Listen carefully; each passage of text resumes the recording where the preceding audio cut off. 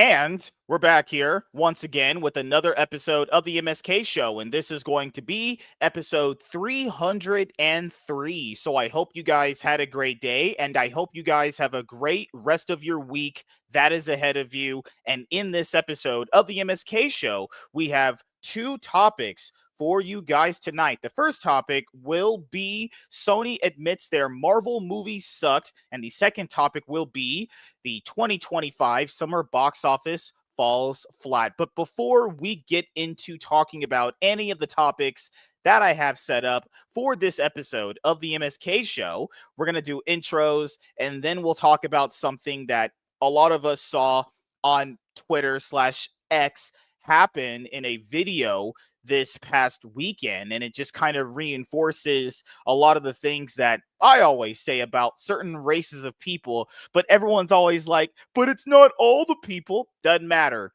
In my opinion, you grow up and you realize Frieza was right in Dragon Ball Z when he realized, I gotta wipe out these monkeys before they take over. Growing up, you realize that.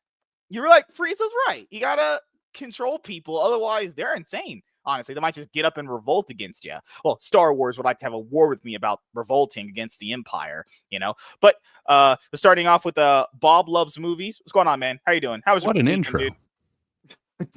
Yeah, after that intro, I don't know what to say. But yeah, doing okay, man. Worked all weekend. Worked today as usual.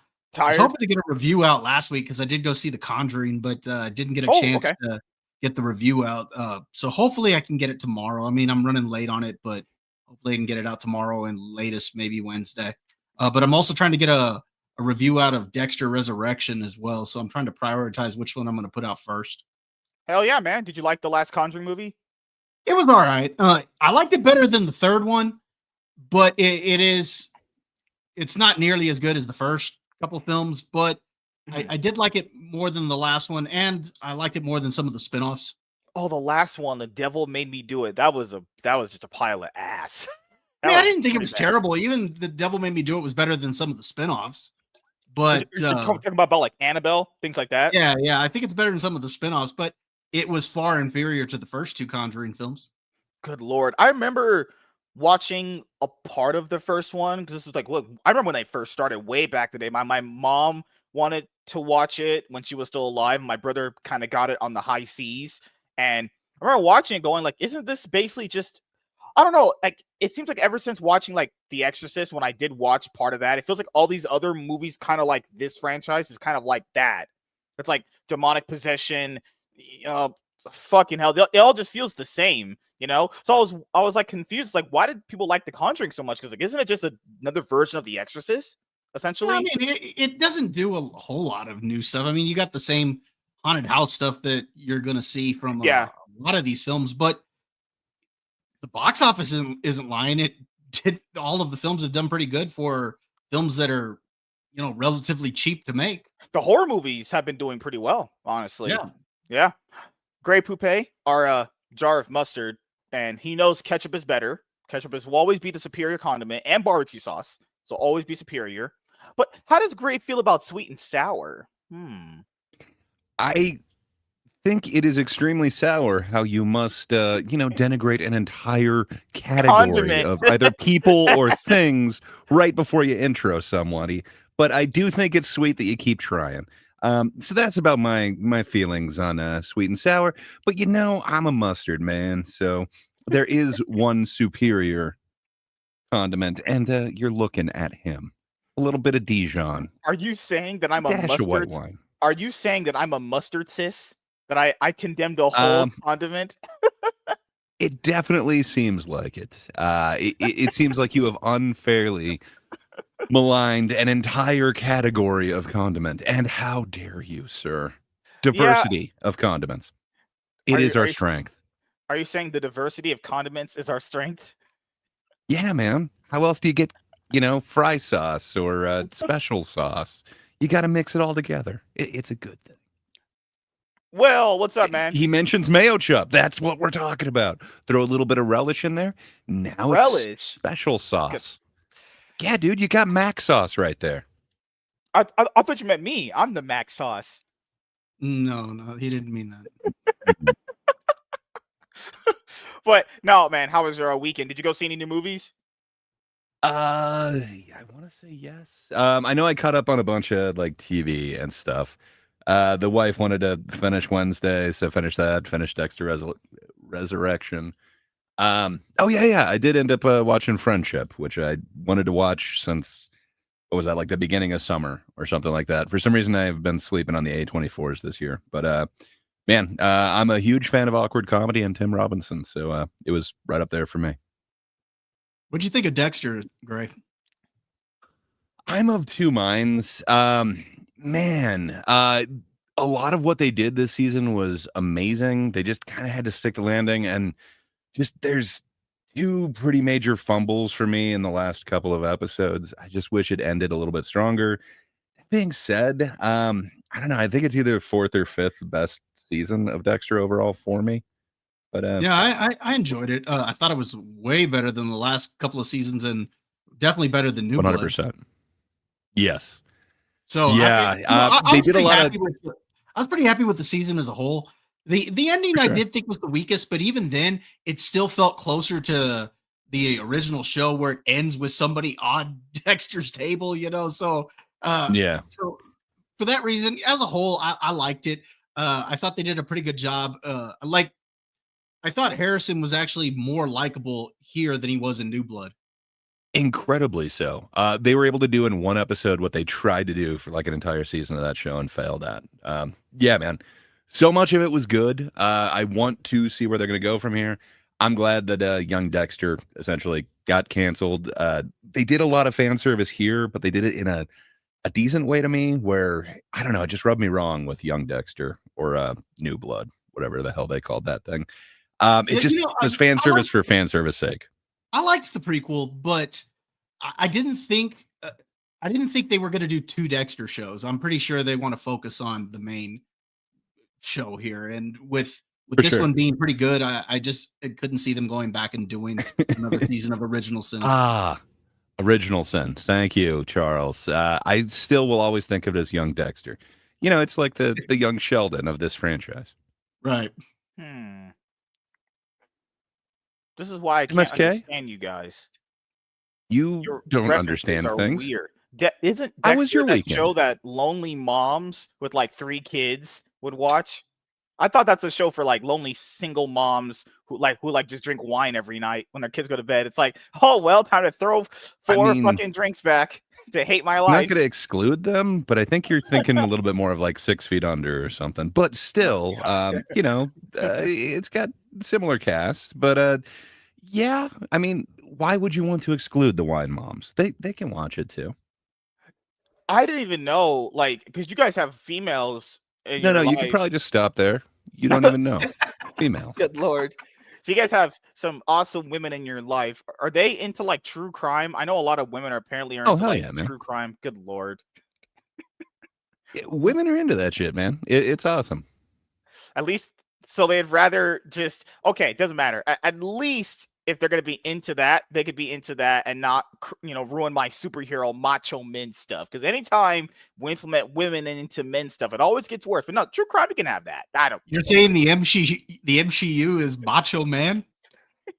Do you remember that one post the Hollywood handle? It's like another discussing film spin-off Twitter account where they post like those bite-sized tweets for the information. I remember one tweet they had, it literally went like every single male Marvel hero has a female counterpart now. And people were like, wow. But there's no MCU, and it's like, even if you don't want to call it that, the fact that they literally just kept throwing in women characters that nobody gave a flying fuck about, it was just like, hey. What are you talking about? You love Kamala Khan. I do not. I think she's just a girl. That's it. Damn. Oh, sexy DM messages for Gray. Ooh. What the heck? See, I don't get. You don't mind if a link gets passed along, do you? A link to who? Who knows? Somebody awesome from the chat. We need more people here. You need to be put in your place. I didn't agree to this, actually. Indeed. I'm putting my foot down. That's how it works here. You don't even wear shoes, sir. I do. Well, I wear sandals. Do you count sandals as shoes? Slides are not shoes, man. See, I like to wear sandals when I, walk on the beach and I talk to all these girls in my street interviews. When I ask them what their favorite positions are, they love it. I'm like, hey, what's a race you would like to explore in the bedroom? They always say black men, and they always point to me, and they look at me and they kind of smile and wink at me. So how I don't how believe that anyone goes. has ever looked at you and smiled or winked. Uh, Was he starting to say Hitler? No. Oh, because I'm black, I'm just gonna cause domestic violence. What the hell? No, but it is statistically proven that our race would do that. So if you're always scared of that, hey, numbers don't lie. But no, before we go into the topics, there was something that ended up happening in Charlotte this past weekend, and the video was all over Twitter, where basically, long story short, this Ukrainian refugee just went on to a train to get to work. She worked at a pizza parlor. She sat next to this, I don't remember the guy's name. I'm just gonna call him Dirty Monkey. So this dirty, stinky monkey behind her. Why? Look like I'm just saying, this guy looked like he hadn't showered in like 50 years. I'm not kidding. That guy looked like he fucking stank with must. Dude, those in glass houses.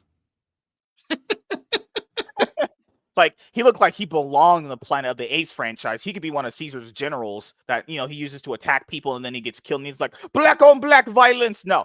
But she ended up sitting to this disgusting, worthless piece of shit. And, I mean, I'll be honest, I couldn't watch the rest of the video. It just panned out where she just sits there, minding her own business, on her phone, just gets out a knife and just, it's like, then you find out this person had been arrested 14 times. Why was this person allowed to just be freely walking among us in society? It must really chap your ass, since you're, like, not allowed within a certain, footage of, a lot of public spaces, if you will, schools, a lot of those, a lot of what have you there, MSK.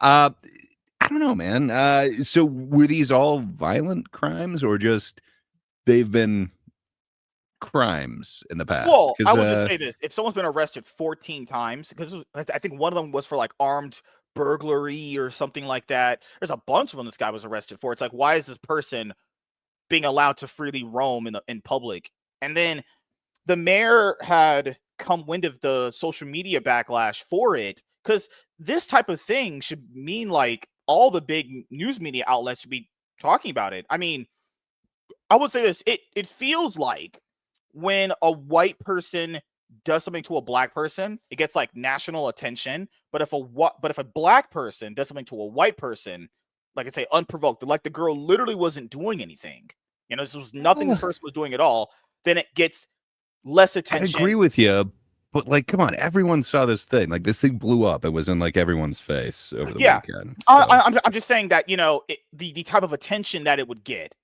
is a little bit different. Like, I remember, didn't George Floyd get like 4 funerals in Minnesota? Fucking insane. The mayor is sitting there just crying next to his casket. It's like absolutely weird shit. But no, it's one of these things where I know you guys heard recently that Trump is gonna probably send the National Guard to Chicago because the crime there is always been bad. Actually, you guys know my friend James. His brother went to go to DC, the place that he was cleaning up with the National Guard. He did confirm to me today, because he gave me a ride. I was just walking back home because I need to go outside and get some fresh air. So James's brother gave me a ride back home when he saw me walking down the street. And I was like, hey, man, how was your trip in DC? I know Trump like cleaned it up, apparently, from what he said, right? And he was like, yeah, it's pretty good out there. So I'm just saying, like, why do we have to live amongst these horrible people? Like, just, I'll be honest here. If Trump was like, I'm going to send the National Guard to clean up LA, you should. Or Chicago, any of these bad places where these people are freely roaming. There was another one that I think Tim Pool had posted about. What do you mean by these people are freely roaming? Can you be a little bit more specific? Repeat offenders. You mean people who have committed crimes? A lot of them. What? Great. What do you think? Are absconding? Great. Do you think I was talking about? I mean, if you're in the middle of like What whatever did you think I trials or meant? whatever, No, where before you've you got go, like. Great. Before you go, what did you think I meant when I'm talking about sending the National Guard? And Oh, I'm I not don't talking about the know. National Guard to It's so hard kindergartners. to understand what you could mean when you said, "Why are these people allowed to walk freely amongst us?" Hey, now I don't know, MSK. How could anyone possibly if you misinterpret what think you're I meant saying? black people, I agree with that one too. If that's what you thought I meant, black, yeah, get all black people. I'm not saying. Okay, the reason why I I'm say just this, saying. We I have don't. justice system, man. We don't want like mob rule where it's like you have been accused of a crime, so you will forever be Not branded accused, Gray. and cast out of society. They have to actually, go through the actual court. They have to actually be sentenced after they're convicted. Gray, this person was convicted 14 times, was in jail multiple times. This person honestly should have been Okay. thrown in a gulag, if I'm being honest here. Like So that is out, it their like that. fault if they didn't do anything wrong? Like they're not illegally, like they didn't bust out of jail, like just that was their sentencing, and then they've supposedly been rehabilitated. Would you feel I think comfortable it's a with that failure of the person around you? system. No, but like that person. Obviously, I want to ride the bus with that dude. He Oh, seems like definitely a. not. No, man, I don't want him out. But when you're like these people, it's like you mean people who have like paid their Yes, debt to black society people. and are They're legally free to disgusting. be. I'm just saying. Okay. Okay, so here's what I'm pointing out. But these things all can have multiple truths. Yes, that is a failure of the system, but why are we tolerating that in general? There should be a line that goes, you've gotten this many tries, it's over. We're done doing this. Like there was another one that didn't even make attention. I think Tim Pool talked about it. It was another couple just walking down the street with their dog. Black guy just shot them both. Like, why did they were in a good neighborhood too? It's like, why do you have to deal with this? Like, we Some you know people what? aren't dog people. Do you know when these influencers go to Japan? I always notice this in Japan. Just walking on the streets that they do. There's not homeless people just there. It's not a bunch of crime. Don't see this in South Korea. When at least people are showing what it. Do you know looks a lot like. I about mean, there is. South Korea? I'm just saying there's probably crime there, but like, why do we have to, subjugate ourselves to these horrible people? Why can't they just be locked away forever? That guy should have never been allowed to roam the streets ever again. Been allowed to be around anybody, but he is. And then the mayor, she said something like, "We can't arrest our way out of mental illness. Like mental illness is just a shield for anything." Now, okay, so I'm not saying I would ever do this. MSK. Do you remember the earlier part of the conversation where I said, be careful, those in glass houses? I don't know if everyone would think that you're mentally stable. So if you're having an episode, so to speak, should you be locked away forever? Perhaps. I don't think that's a shield for you to do bad shit. Like a mental illness doesn't apply that. Yeah, like you had said you were depressed at one point. You didn't go hurt someone. Dude, a lot of the time. I am mentally ill, sir. I can tell. You're a jar of mustard on the internet talking to a black guy. Oh, dude, I'm living the dream, though. I always wanted to be a disembodied voice. Here I am. But what can I say? So they're right. If you've ever dealt with somebody with mental illness, there is a lot of time where they are lucid and where they do seem to be there with you. But man, if they go through like these periods of psychosis. So I had a former drummer who had a traumatic brain injury when he was in the army, and just, man, normally he was awesome, but every once in a while he would just kind of have like a flashback, and it was like a movie scene, like where the guy's like all of a sudden back in Nam. Well, he was back in Afghanistan, and dude, like it got crazy, and he got kind of violent and shit. It really sucks. But that dude shouldn't be locked up forever and never be allowed in our society, and we shouldn't have to subjugate ourselves to his will or whatever the hell you were blathering about. Well, there's two things. There's something we have to point out. It's that did that person ever do any violent crime? That person never did violent crime. That's fine. Yeah, he started a bunch of fights, man, and yes, he also damaged a lot of property. Yes, you should be in jail for that. That's how that works. You can't damage someone's property. So like the law does. He paid his debt for that, man. He would go to jail. He would get sentenced. He would pay the fine or whatever. I imagine he doesn't do these things and now. Then he's out. I sadly lost touch with the dude. Of course. I hope he's doing okay. We hope.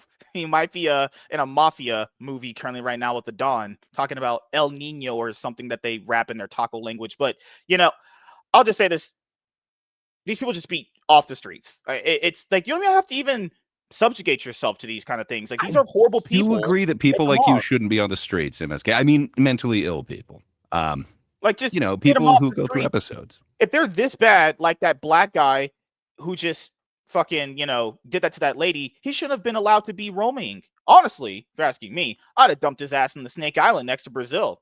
That's what I would do for all these people. Dump them in Snake Island. Just be like, do they get a trial before this, or you're going like Napoleonic? You're just gonna cast them out of your country. They are now exiled to the island. If you're asking me, if you're that bad of a person, because that's just not just manslaughter. That's just one of the worst things that could happen to someone. Yeah, just throw them in Snake Island, because that was unprovoked. The lady did nothing wrong, and he just walked up and killed her. Yeah, you need to be in Snake Island. Just dump there. Let the snakes murder you. How do you feel about the whites that commit mass shootings? Throw them in there too. Throw them in there too. Don't really ever talk about, it's not one-on-one crime. You're just like 1 on 50. Yeah, like that one white guy. It's usually the whites that do that. Yeah, that trans white dude or whatever his name was that shot up that. That's the only thing you can think of, huh? The trans white dude. Who was he, Hispanic? That trans Hispanic guy who shot up the Catholic church. Resorting to these tertiary categories. All these people should just be murdered. These people, all of them. Are mustards included in this? That one, oh my god! What fucking hell? I can't remember the story. It must have been another school shooter. Whatever. Any school shooter you think about that's mentally gone. Throw them in. Why do we? Wait. Anyone that's mentally gone, as opposed to like the perfectly sane ones. They just had a reasonable. Hold on. Wait a minute. There's levels to being mentally gone. You don't understand. Shooter. School uniforms were implemented. It was justified. If you're a school shooter, Snake Island, volcano, the hole, as they say in jail. You're in just the worst punishments ever. I think there should be a line between that. I get the people that are schizophrenic. MSK. There's people that have disorders. I understand that, but there's lines to this stuff. Does this fall under the Sony category or the box office category? It's kind of more of a summer box office thing, but getting kind of into Sony's thing. MSK, going along with what you were saying, again, but for the grace of God, go you. You could be the hole in jail one day. I could be. I won't be, because I'm not a violent criminal. Violent criminals should be right now into a volcano. Just so you know, I'm not bailing you out next time, okay? But what's crazy? I'm not a black person that commits crime. And people are like, but it's not all black people. Yeah, that's true, but the good ones don't keep the bad ones accountable, so it doesn't matter. Halfway there. MSK, You're halfway there. Would you download a car? Good Lord. Good Lord. But yes, that disgusting animal monkey who Frieza would despise, and I agree with Frieza at this point, wiping all monkeys out is probably a good thing, Animal Kingdom. Oh, man. Animal Kingdom. Our ancestors are great. Yeah, divergent ancestors. Every great thing comes from a white person. I love white people. It's just not true. Peanut butter. The internet came from a white person, which we all use now. That's one of the greatest inventions ever. Is it? To be fair, you would have never met me without it.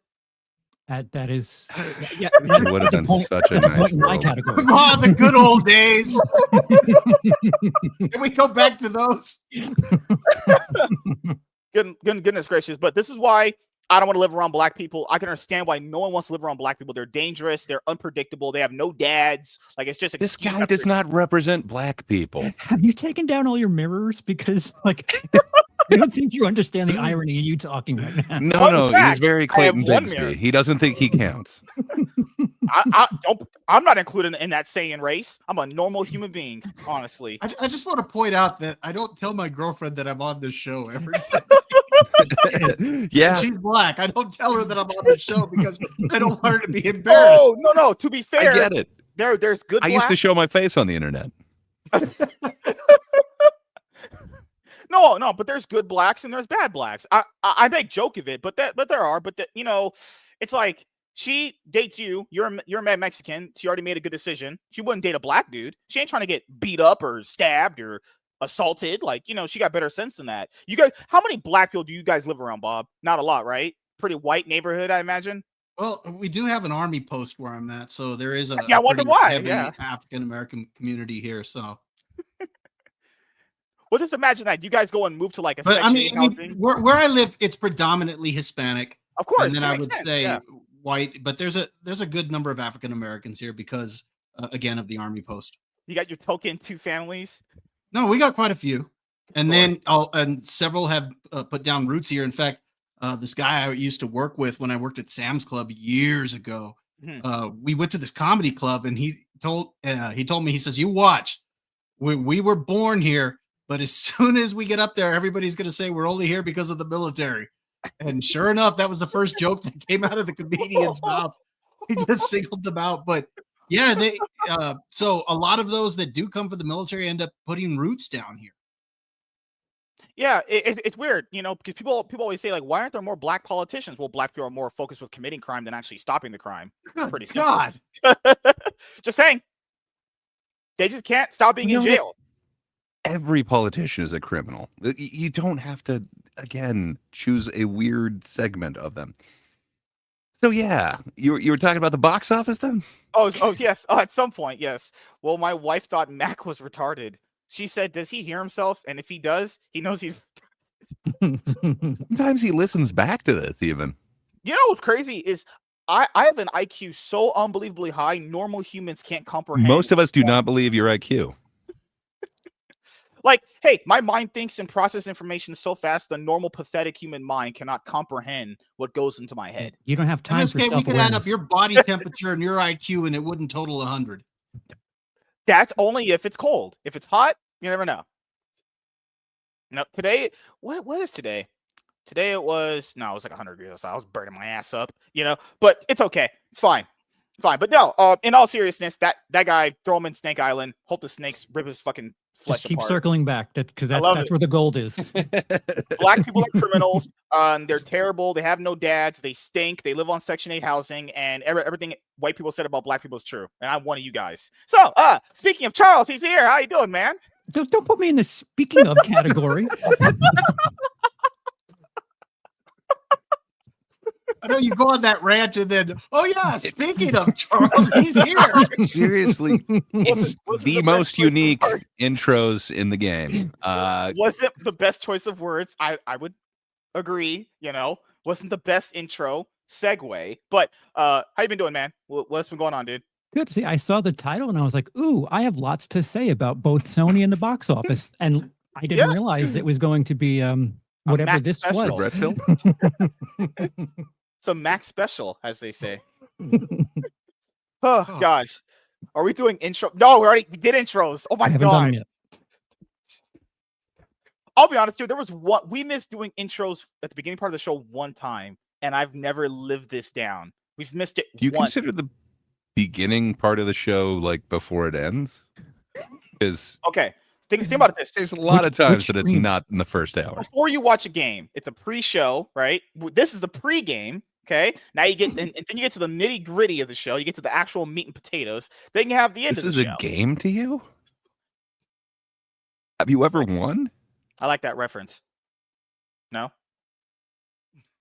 Were you using what movie were you talking about? I think we might have thought the same thing. I'm pretty sure we didn't. I'm pretty sure we didn't, but we're on the same wavelength. So doesn't that imply that great minds think alike? No? Great minds. Oh my god, this hot lady is trying to talk to me. Give me a second. God. Just a picture on the side of my jar. Dude, you got to get over it. Good gosh. But no, I hope the world gets better, especially here. Send the National Guard and to round up all these disgusting people. I don't want we're circling back. Okay. No, I'm just saying.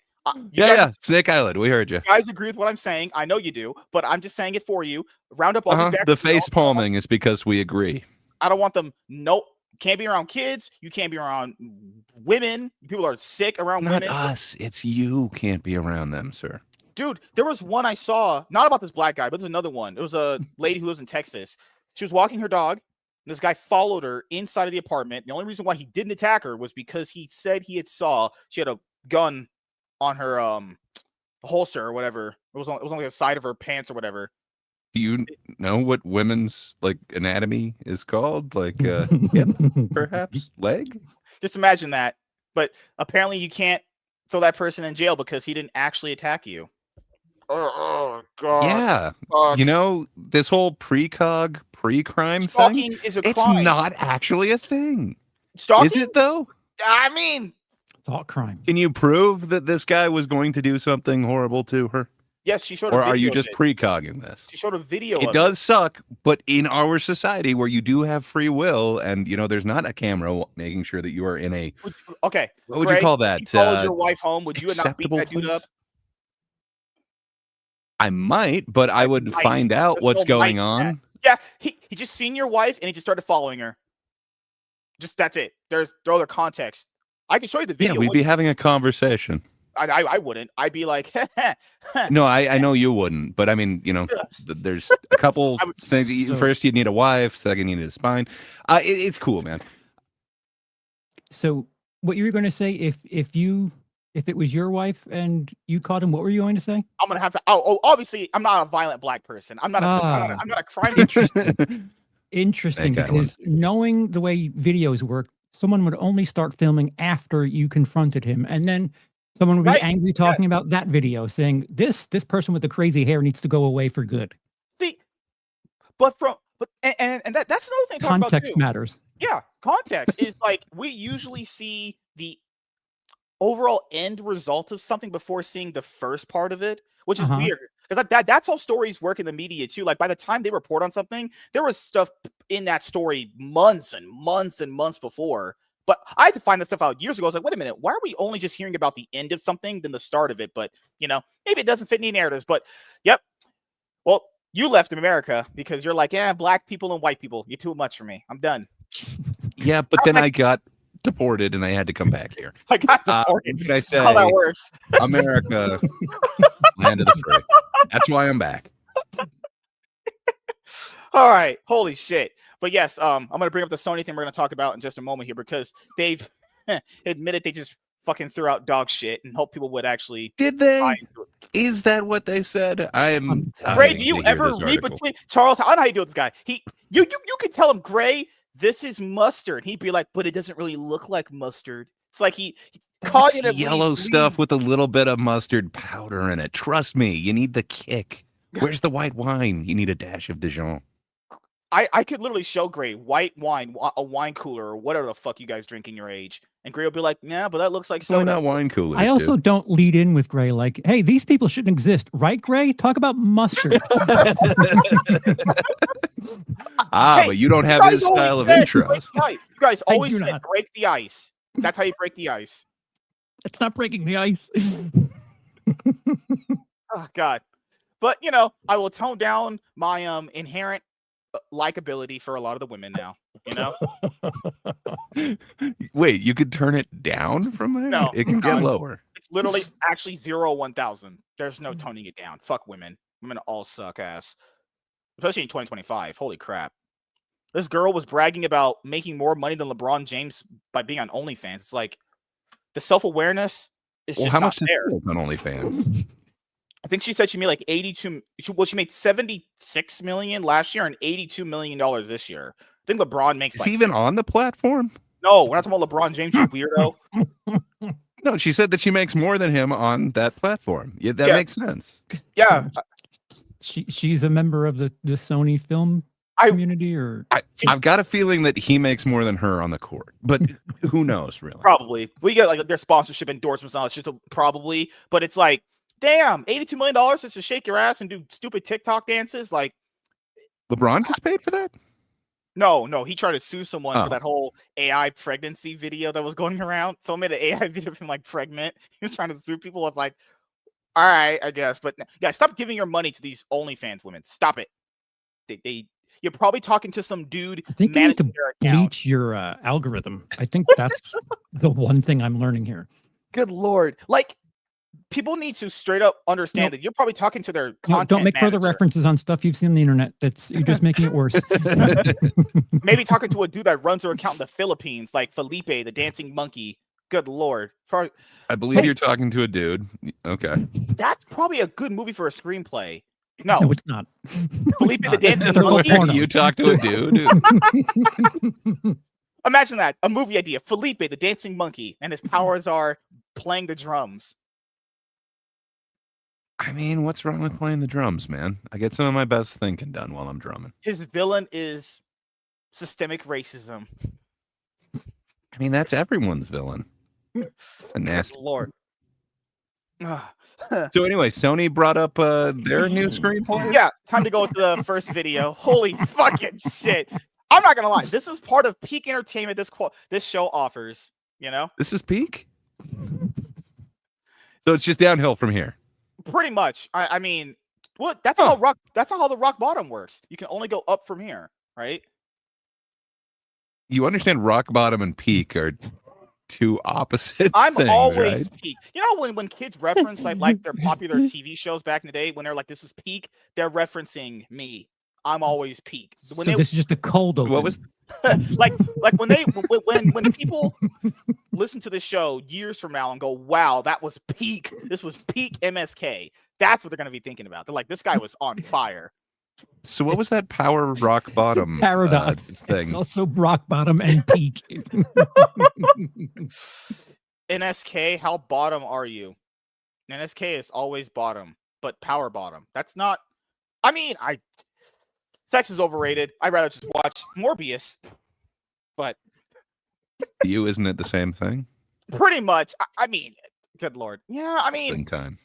There's no point in sex anymore. It's overrated. Just have sex with your socks and get them pregnant. You've just mentioned that there's clearly money in it, so maybe the rest of the world good. That's if you're good. Okay. I'm lasting buddy. I'm lasting 5 seconds. I'm got half of a stroke in me. So. What if you have an ironic fans thing? Irony fans? I'm sure bloopers are a thing. I don't know. Talk to AI about it. Okay. All right. Let's have some fun here. Hey, everyone. I am MSK, a.k.a. Master Swag King, coming at you guys today with another video. And if you guys are returning viewers or new viewers, then please consider subscribing to the channel if you have not already. Leave a like on this video if you enjoyed it and comment down below. Also, make sure you guys hit the notification bell. That way you guys can get notified on whenever I upload a brand new video or go live. And in today's video, we are going to be talking about Sony admitting their Marvel movies sucked. So this pretty much stems from this Sony's Spider-Man universe that Sony started back in 2018 with the release of the Venom movie, and that starred Tom Hardy, actually. It was directed by Ruben Fleischer, and that movie, I watched it before the sequel movie came out, Venom Let There Be Carnage, and I was like, wow, this first movie is bad. Like, outside of the Eminem Venom song that played in the credits at the end of the movie, which was kind of somewhat cool, outside of that, that movie's horrible. Because there's a part in that movie where, like, I think the main villain was like, we have to take all this time and do this, and this. And I was like, before Venom was ever a thing, you could have just rocket launched out of here. It's literally one of the worst superhero movies. But is it like one of the worst as far as like the other worst ones you got? Probably not, but it's definitely not good. I mean, but the only reason why this universe even continued was because it made like almost $900 million at the box office worldwide. The movie took in like what, $830 million for a Venom movie. Now, Venom is a very popular Spider-Man villain. He's actually one of the most popular Spider-Man villains that came out in the 90s, honestly. It was a character that we all saw in Spider-Man animated series growing up, and he obviously got that big boost when it came to Spider-Man 3 and Tobey Maguire's third Spider-Man movie. But I even said it back then. This kind of universe can't work. Topher Grace? But yeah, I mean, hey, I don't think that was a boost, man.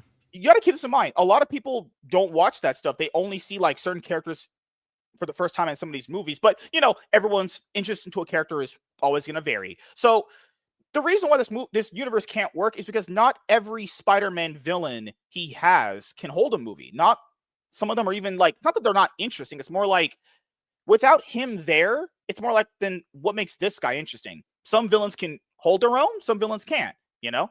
But I'll ask you, Charles, what did you think about this whole universe? I know you had thoughts on it. But something that you're forgetting to mention on the business end is Sony cynically just kept making these movies because of the weird licensing that Marvel has with, like, Universal refuses to let up Hulk for whatever the hell reason, yet they're not making anything. So Sony just had to keep making some sort of Spider-Man property to keep their licensing intact. So I don't think they were tremendously concerned with putting out a great product so much as they were just making sure to make money off of that brand. So there's a gray area. There's a gray area.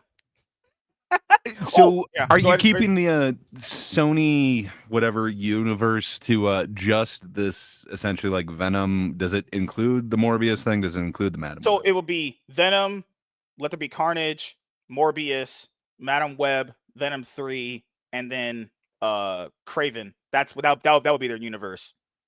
Okay. So most of it is dog shit, but it gave us Sydney Sweeney. You know, without this, we wouldn't have had Immaculate. Without Immaculate, we wouldn't have had American Eagle. I'm just saying, look at what Sony has done for us. You're welcome. And thank you, Sony.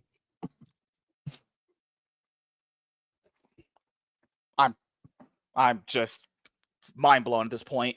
All right, so adding to what Charles said, because those are good points we had to bring up too. So there's two other things I would like to add to it. The first thing he did say was true. I do believe the only real financial reason why they kept making more of them was to extend their, way to keep the Spider-Man rights.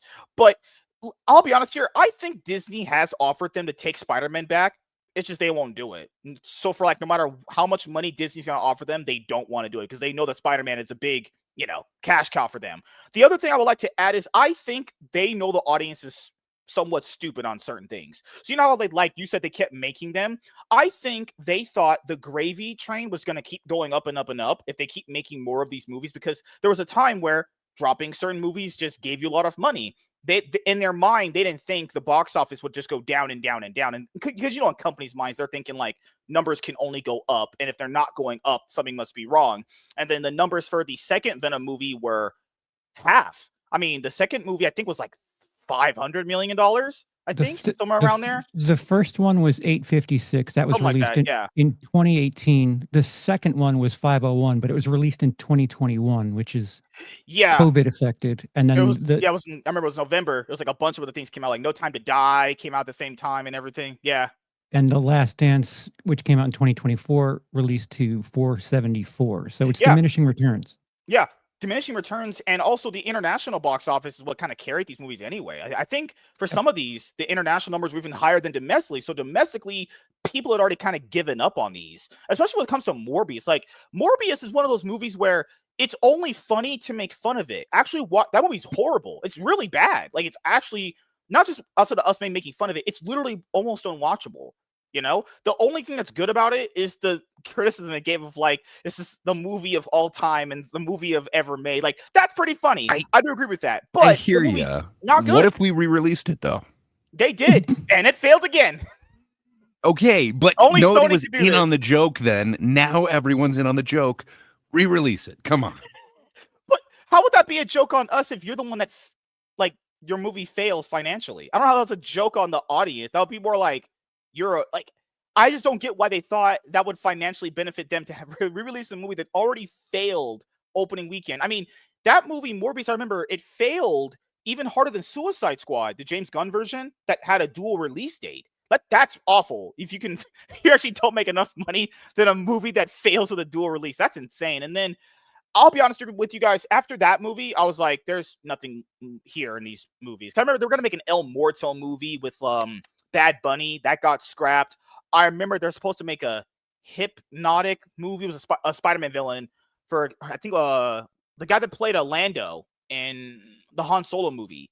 He was supposed to be that character. That got scrapped. And then it's at that point, I watched Morbius and I was sitting here going, I'm good. I think these are unwatchable trash. Venom Let There Be Carnage was also not good. I was like, well, fuck these. These are just that's not my thing. They're just bad movies. They're honestly phoned in trash, in my opinion. So you guys watch. No, it's your mistake, man. You tapped out too early. You needed to watch Madam Web. It is one of the better Pepsi ads I've ever seen. Like, it makes way more sense than the one where you hand the guy a Pepsi and all of a sudden, like, World War III stops. This makes sense. Pepsi causes the people in the wheelchair. It's great, dude. You got to watch it. I think, because there's people that go to movie theaters to have sex with their significant other, which is fine. I do that with my wife all the time. But that movie would actively make you not get a boner, because that movie would actively make your dick fucking flaccid. You see, this shit is awful. So what was after Madam Web? Oh yeah, Madam Web came out all after Morbius. Wait. So completely. A movie full of hot chicks in superhero costumes. That is enough to give you a permanent hard off. Yes. Because the 3 movies that I watched prior to that signified to me these are never going to get better. Yeah, no, the Tom Hardy worked a lot better for you. Don't worry, you can watch Craven. You might get it back. I watched Madam We Web's hope that MSK gets his group back. I watched the trailer for Madam Web. What did she say? Something about searching for insects in Africa. Her mother was lost. I was like, what the fuck? I hope the spiders were worth it, Mom. Oh, and then the one scene that everyone liked in the trailer, apparently it was just like a flash forward or flashback, and they were only in the costumes like once. Like, what the fuck? Okay, on Sydney Sweeney, beautiful lady, big giant floppy, nice titties. Would love to have a lot of sex with her. Obviously, covered up. Yes, we go to see Sydney Sweeney covered up. Yeah, not getting her asshole blown out by dudes in sex scenes. And she literally said, "I'm not gonna stop doing sex scenes." Great. Sony, can we at least have her getting blown out by a black dude? No, she can be covered up. But what if all the black dudes are arrested? That's honestly good. The whole world's safe then. So then who's there to blow her back out? The Mexicans. Because, touche. ICE hasn't taken care of them yet. All right, so, after... so MSK, you do understand she's wearing clothes, but it is like a schoolgirl's uniform. Oh, now they're just teasing you. That's just cock teasing you. Come on, dude. Really? I think it's kind of like a Britney Spears reference, but still, I understand you don't like women, but they do their best to entice men in with these beautiful women. I get it, not your thing. What was after that? Oh, because in 2024, because this is what cinema. Madam Web was February of 24. Venom was October of 24, and Craven was December of 24. Combined, they could not match Spider-Man Across the Spider-Verse, which was one movie that was released in 2023. So 3 Sony films released in 2024 could not match one film that was released in 2023. Also, I'd like to add to Charles's point. In 2024, that's how you know cinema was just absolutely just going down the drain. We were given 3 Sony Spider-Man universe movies. That's because that's what we needed. 3 of them, because 1 wasn't enough a year. We had to get 3 of these piles of nonsense. So Venom 3 came out, as Charles said earlier, made less money than the second one. And keep in mind, the difference between 2021's release and 2024's release was, COVID restrictions had lifted. So the movie performed worse with less COVID restrictions than a movie that came out in COVID restrictions. That's already just so many red flags there. And then, Craven what's it called? It was Craven the Hunter with Aaron Taylor Johnson came out, and that fucking flopped and failed. And 60 million total worldwide. Whoo! Wow. And he's hot and rich and good looking. That couldn't pull women in. Imagine that. Aaron Taylor Johnson, shirtless, couldn't pull women in. That's how desperate this universe is. He has to be shirtless to pull them in. And then I remember afterwards, there was a lot of interviews these Sony executives had, and they were like, I don't get why people didn't like the movies. Did you watch them? I watched them. Did you watch them? I thought people were just like not watching the shit they're making. I remember there was an interview where one of the executives was like, critics are just too harsh on them. These are actually good movies. You're gonna sit here and tell me straight face Morbius is a good movie? That's crazy. That's insane. I don't think they think the art. I don't think they think the art is good. I think all they need to do, cynically so, that we just dump $100 million in it, make it look like everything else, and that's all that matters to these morons. And they're not understanding that, there's a formula in early 2010s Marvel stuff that they're not adhering to. They're very cynically making movies, just thinking that it's a cash cow. And to a certain point, they're right, but they're not putting the work in that's needed. Yeah, do you remember all those delays that Morbius went through and all the edits they had where they had to take out Spider-Man and all that stuff? Like the ending scene that they take Michael Keaton's Vulture from Homecoming and place him in the Morbius movie, and then he's just never referenced at all. It's just because we're supposed to build this like the Sinister Six movie, but that never happened. Imagine that. That's what we need. Spider-Man's villains having an Avengers level of culmination.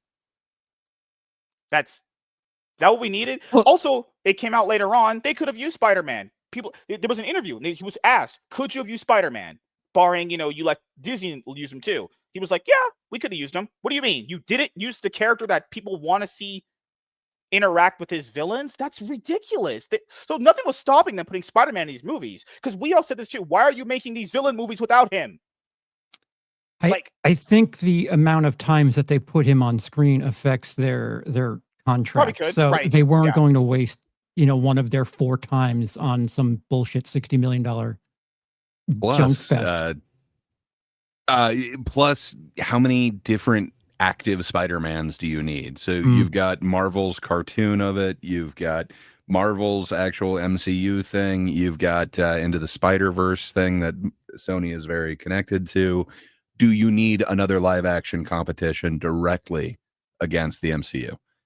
I don't know, man. But they don't have Venom. Well, weren't they talking about putting their own Spider-Man in this universe before that interview had came out that they just could have used him but never did? I thought we were going to get another Spider-Man just for this universe, but like you guys said, it could be. But they own the character 100%. That's the weirdest thing. You know, they own the character; it's theirs. They own the character, but where the money is the Marvel connection. Oh, you're right. Yeah. Also, my connection at the theater, which was this girl, she would do a lot of tricks on me when these movies were playing, because I sure wasn't watching these movies, obviously. Oh, but Bob, speaking of women doing tricks on me for $5 and a bag of popcorn and a can of soda, fucking hell, I'm really cheap. Holy shit. Well, Bob, what did you feel about these? I wouldn't even call them movies. Cinematic, awful pieces of trash.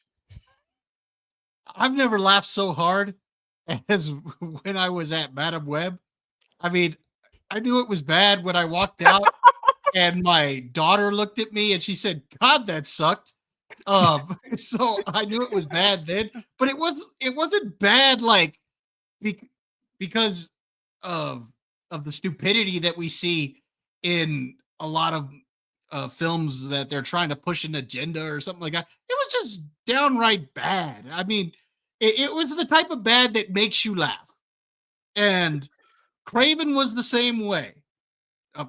I did not like the Venom movies. The whole Sony Spider-Man universe. I get what they were trying to do, and I kind of agree with Will there that they were trying to keep their rights and they were trying to put stuff out there. It's kind of like what they tell you on YouTube, keep pushing content out. That's kind of what they were doing there. They were just pushing content out. But yeah, it was bad. They thought the superhero train was going to keep going to the point where these movies would make more money. But people need to understand this too. Venom is popular. That doesn't mean that Madame Web is a popular villain. I don't know if their brains understand this though. If you're going to do this concept, then you need to utilize the villains that are popular, that will bring people to the theater. Like if you did a movie that was like Green Goblin, I think people would have showed up for that one. Maybe not as much as Venom, or maybe more, but Madame Web and Morbius are like, really? They didn't even choose the best villains they could have did it for. They never used Dr. Octopus. They never used like I said, Green Goblin, two of the biggest ones right there. I still don't know if you're doing this concept, let's use the lesser known ones, so we're gonna start at a disadvantage too. But you're inferring that they're putting thought into this. They're not putting thought into it. They're like, this makes money. So why would we make a good product? We're just trying to turn $1 into $1.50. And they're not putting anything else into it. This reminds me of when I think it was Bob Iger. He had admitted, we kind of put out too many movies and they weren't really up to our standards, which he's self-admitted these movies were bad. It's like, okay, thank you. I can respect the honesty. Because you guys know this too. They can't just straight up say these things are bad like we can. It's different, obviously, if you're a professional. I'm a professional too, but I'm a different kind. Obviously, I'm more of a blunt professional. But it's so funny to read between the lines of Bob Iger basically saying, these were kind of not up to our standards. That means you just basically admitted they sucked. Okay, thank you. At least the honesty's slipping through the cracks. The bar for superhero films have been raised. Sony Pictures CEO says, quote, "You can't make a bad movie." Well, fucking hell, video's over. They just admitted they made all these movies in a row. Yes, I'm pretty sure Tom Hardy wasn't raking in the big money for you guys. He was, but he was just diminishing returns.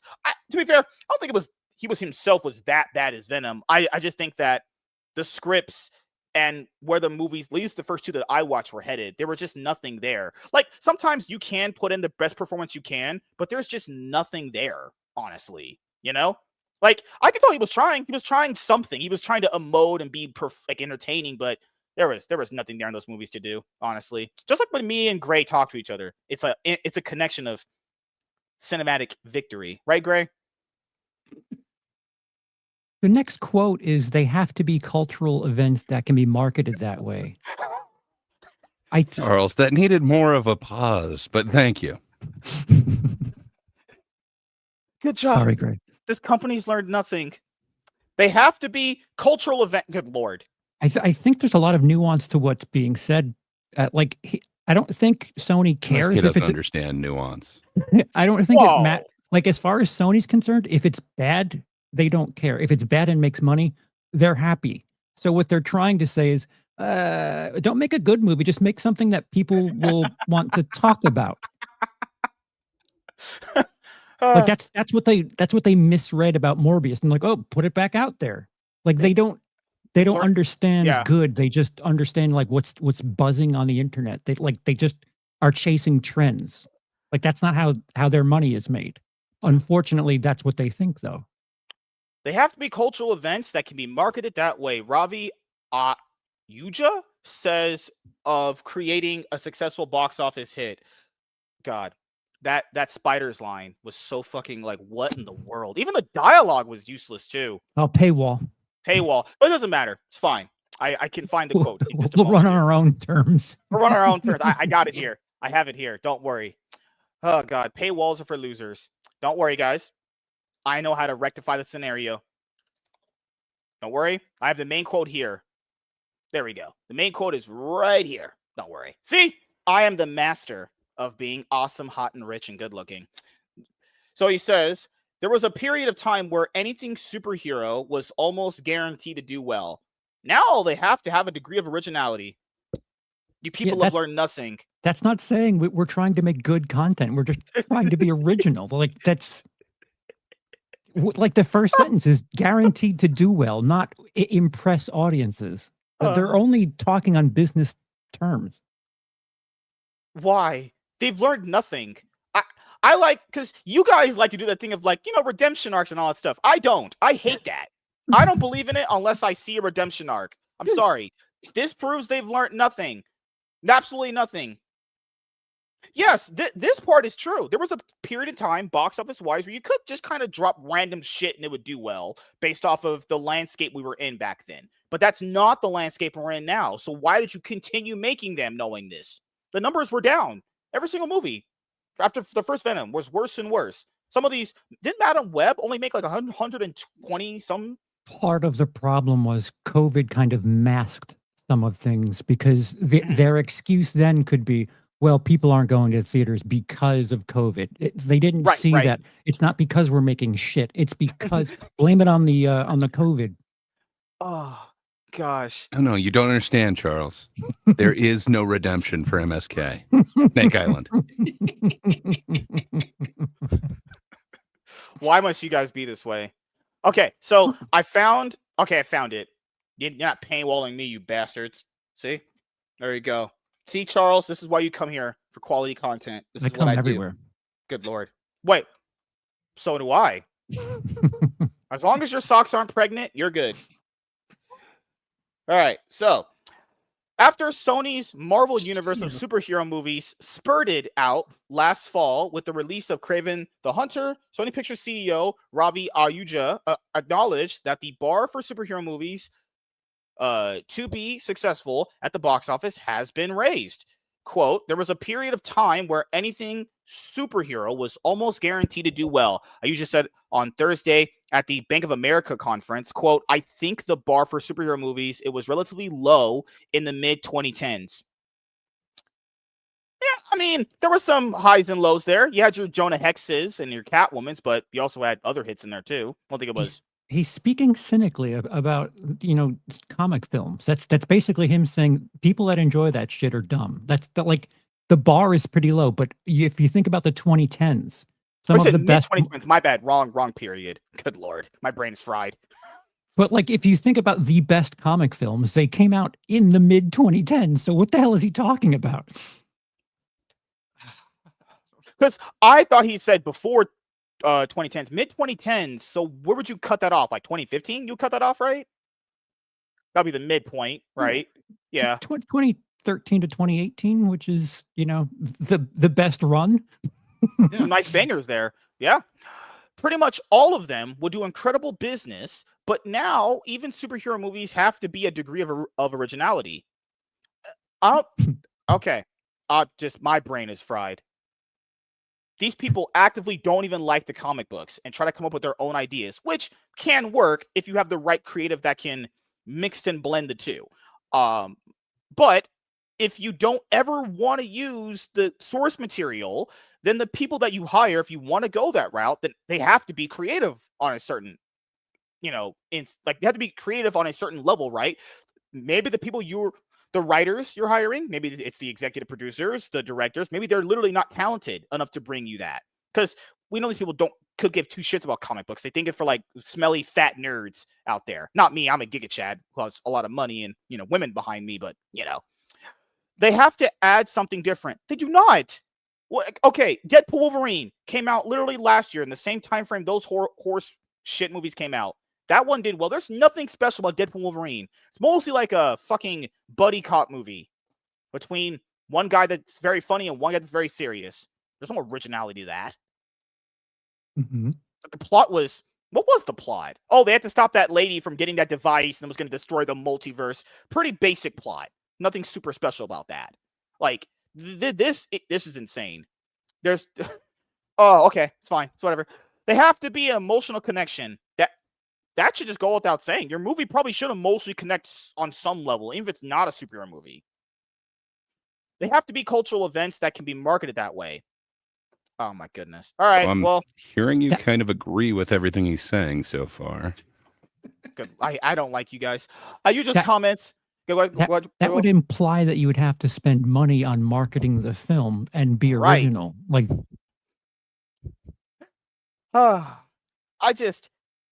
Kill me now. You're rolling over the fact that this speech or this was given at a Bank of America conference. The heart of comic fans. To be fair, well, you're right. They don't have money. They fucking use their mom's credit cards. People don't have money. Yuja's comments come as Sony's attempt to build out its own little Marvel universe based on the Spider-Man characters it licenses reached something of a nadir after diminishing returns.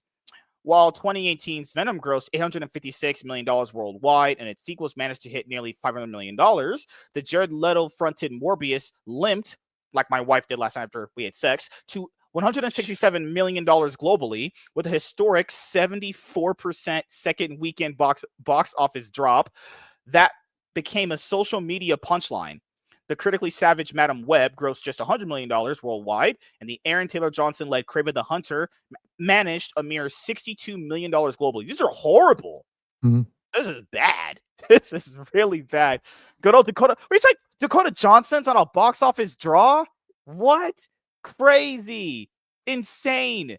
Jared Leto's not a box office draw, I would imagine. He's kind of weird.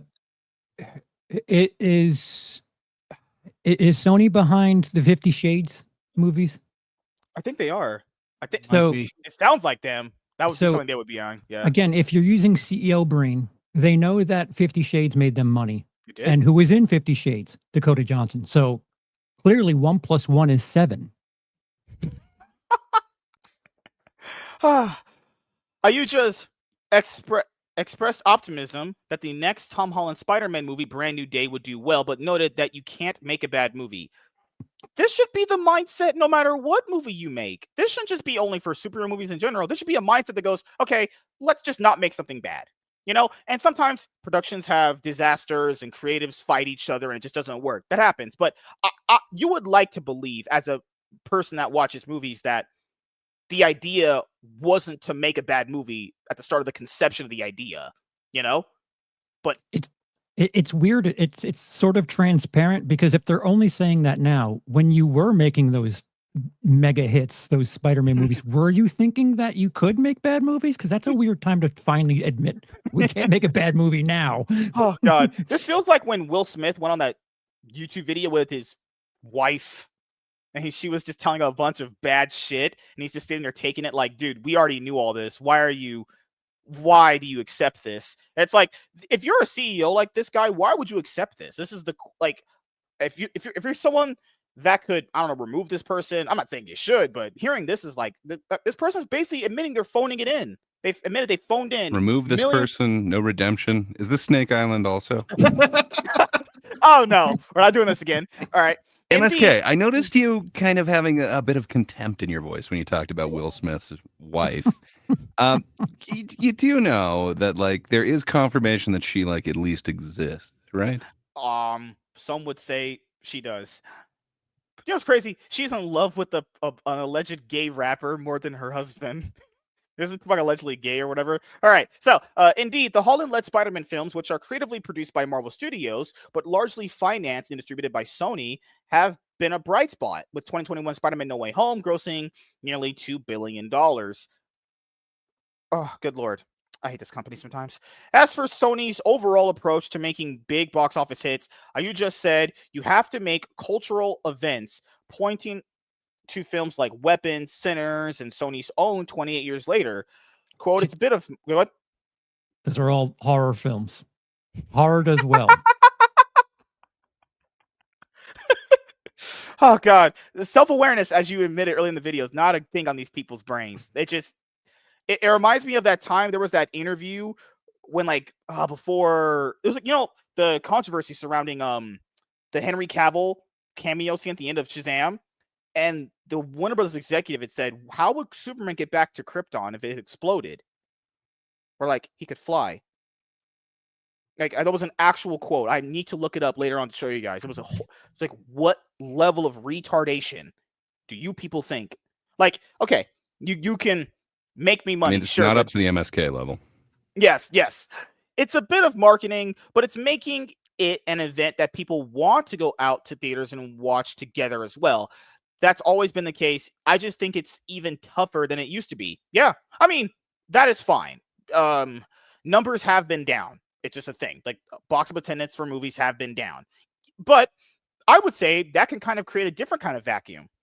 If you create something that can grab people to go back to theaters, they'll go back. They usually go for the thing that they want to go for. This is something that people just don't ever kind of realize when these things are always brought up. People will go and spend money on these things if it's something that they actually want to see. It feels like most of the time, not just them, studios are making shit and people are going, like, they're not watching it. They're going like, well, why did no one watch this? Was there any demand for that? Was there any, like, what gave you the reason to make this? You know? Society needs a sense of urgency to watch it in that first 4 weeks because, movies come out way sooner. Like, Weapons premieres on VOD tomorrow. No way. So, whoa. It just came out like 2 weeks ago. No way. Really? No, right. That was on not VOD. 2 weeks. What? MSK, we went over this before. There is now an extra life cycle in a movie. It's called VOD. Great. You can have it simultaneously during the same time as the theater is, but man, they are raking it in hand over fist with the VOD. We don't know. I don't know those numbers. They'll never give them to you. They'll never give them to you. It's a source. Trust me, bro. It's like when they say a movie's a success on streaming. We're losing money. We're definitely losing money. It's a success on streaming. Can you prove it? Nah, no. Trust us. No. We wouldn't lie to you. They'll tell you they're losing before they'll tell you they're winning because they need to operate at losses. Also, there was a quote here in the Hollywood Reporter one that I'm not going over the whole thing. It's just this one part where the sentiment's kind of weird. I guess from what this person had said. I'll bring it up right now. Let me make this bigger. Well, my wife likes that. Okay. Not this part. That's why she hires out, right? Words, more words. Right here. This one. He said, this is smaller. Let me go one more. There we go. So right here, quote, I'm very, very nervous for the future, says one top executive.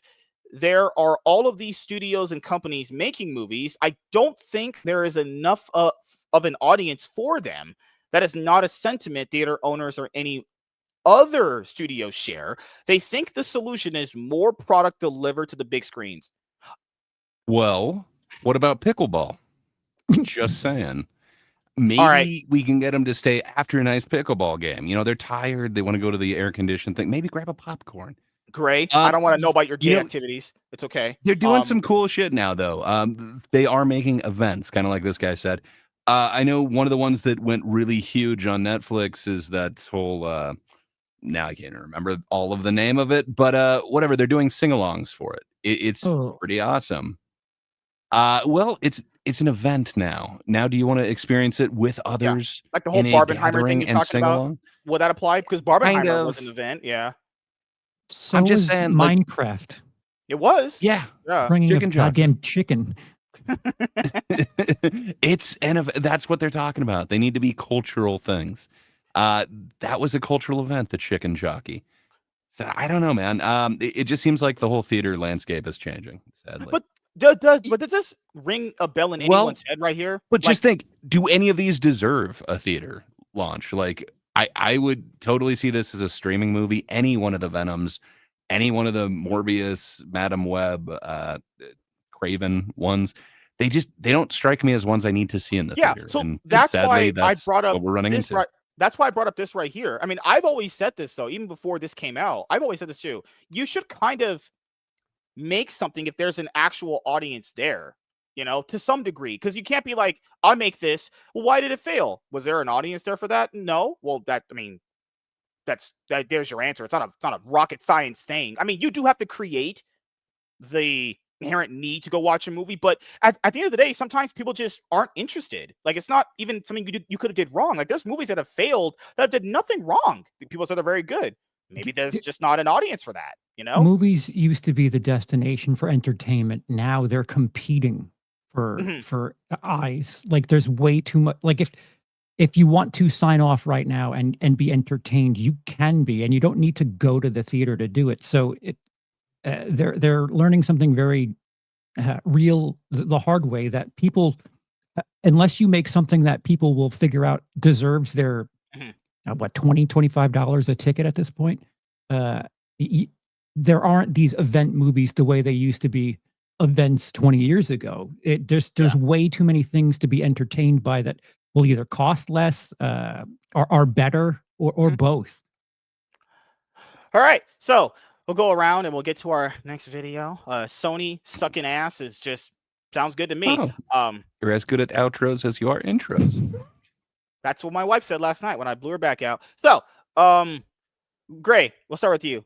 Sony admitting their Marvel movies pretty much sucked ass. We know you're a huge fan of Madam Web and covered up Cindy Sweeney. So, only so much. Enough that we were all everyone except MSK was interested, thus birthing this year of Sweeney that we've all experienced over the last 12 months or so.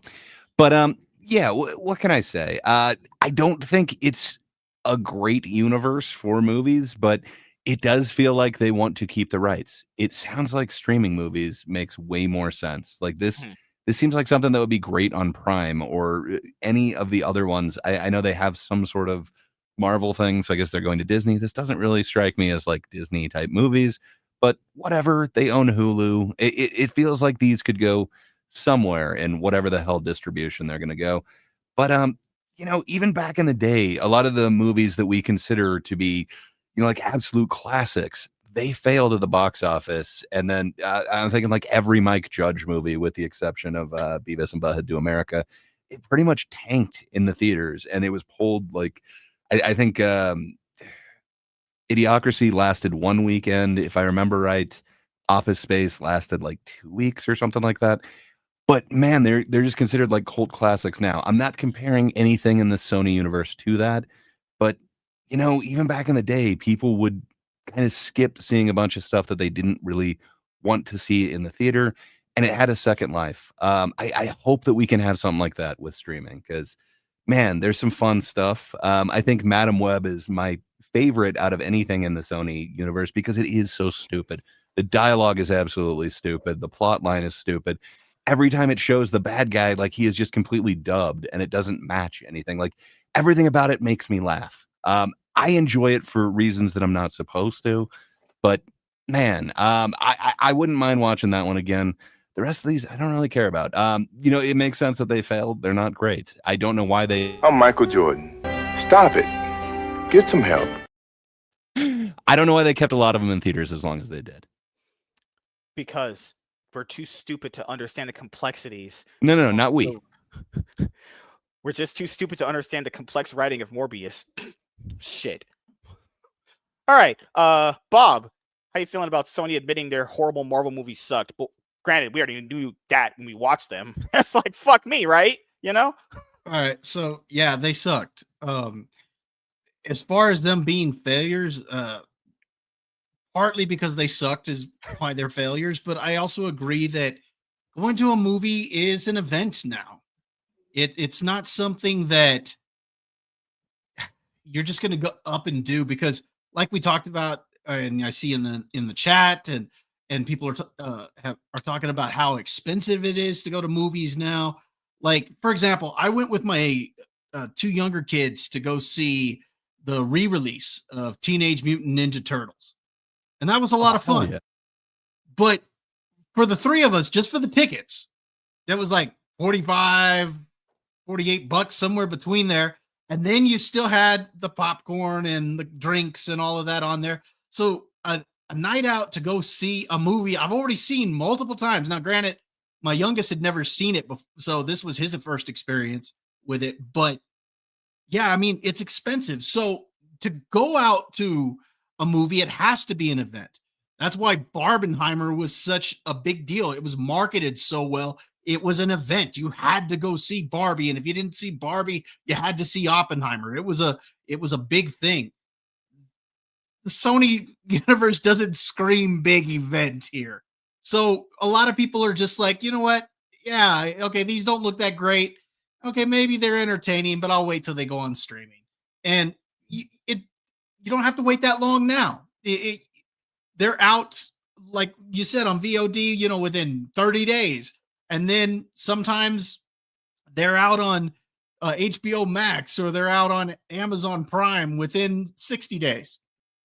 So what's the point? If I could save $100, like if I did not have a YouTube channel, I wouldn't go see half of these movies.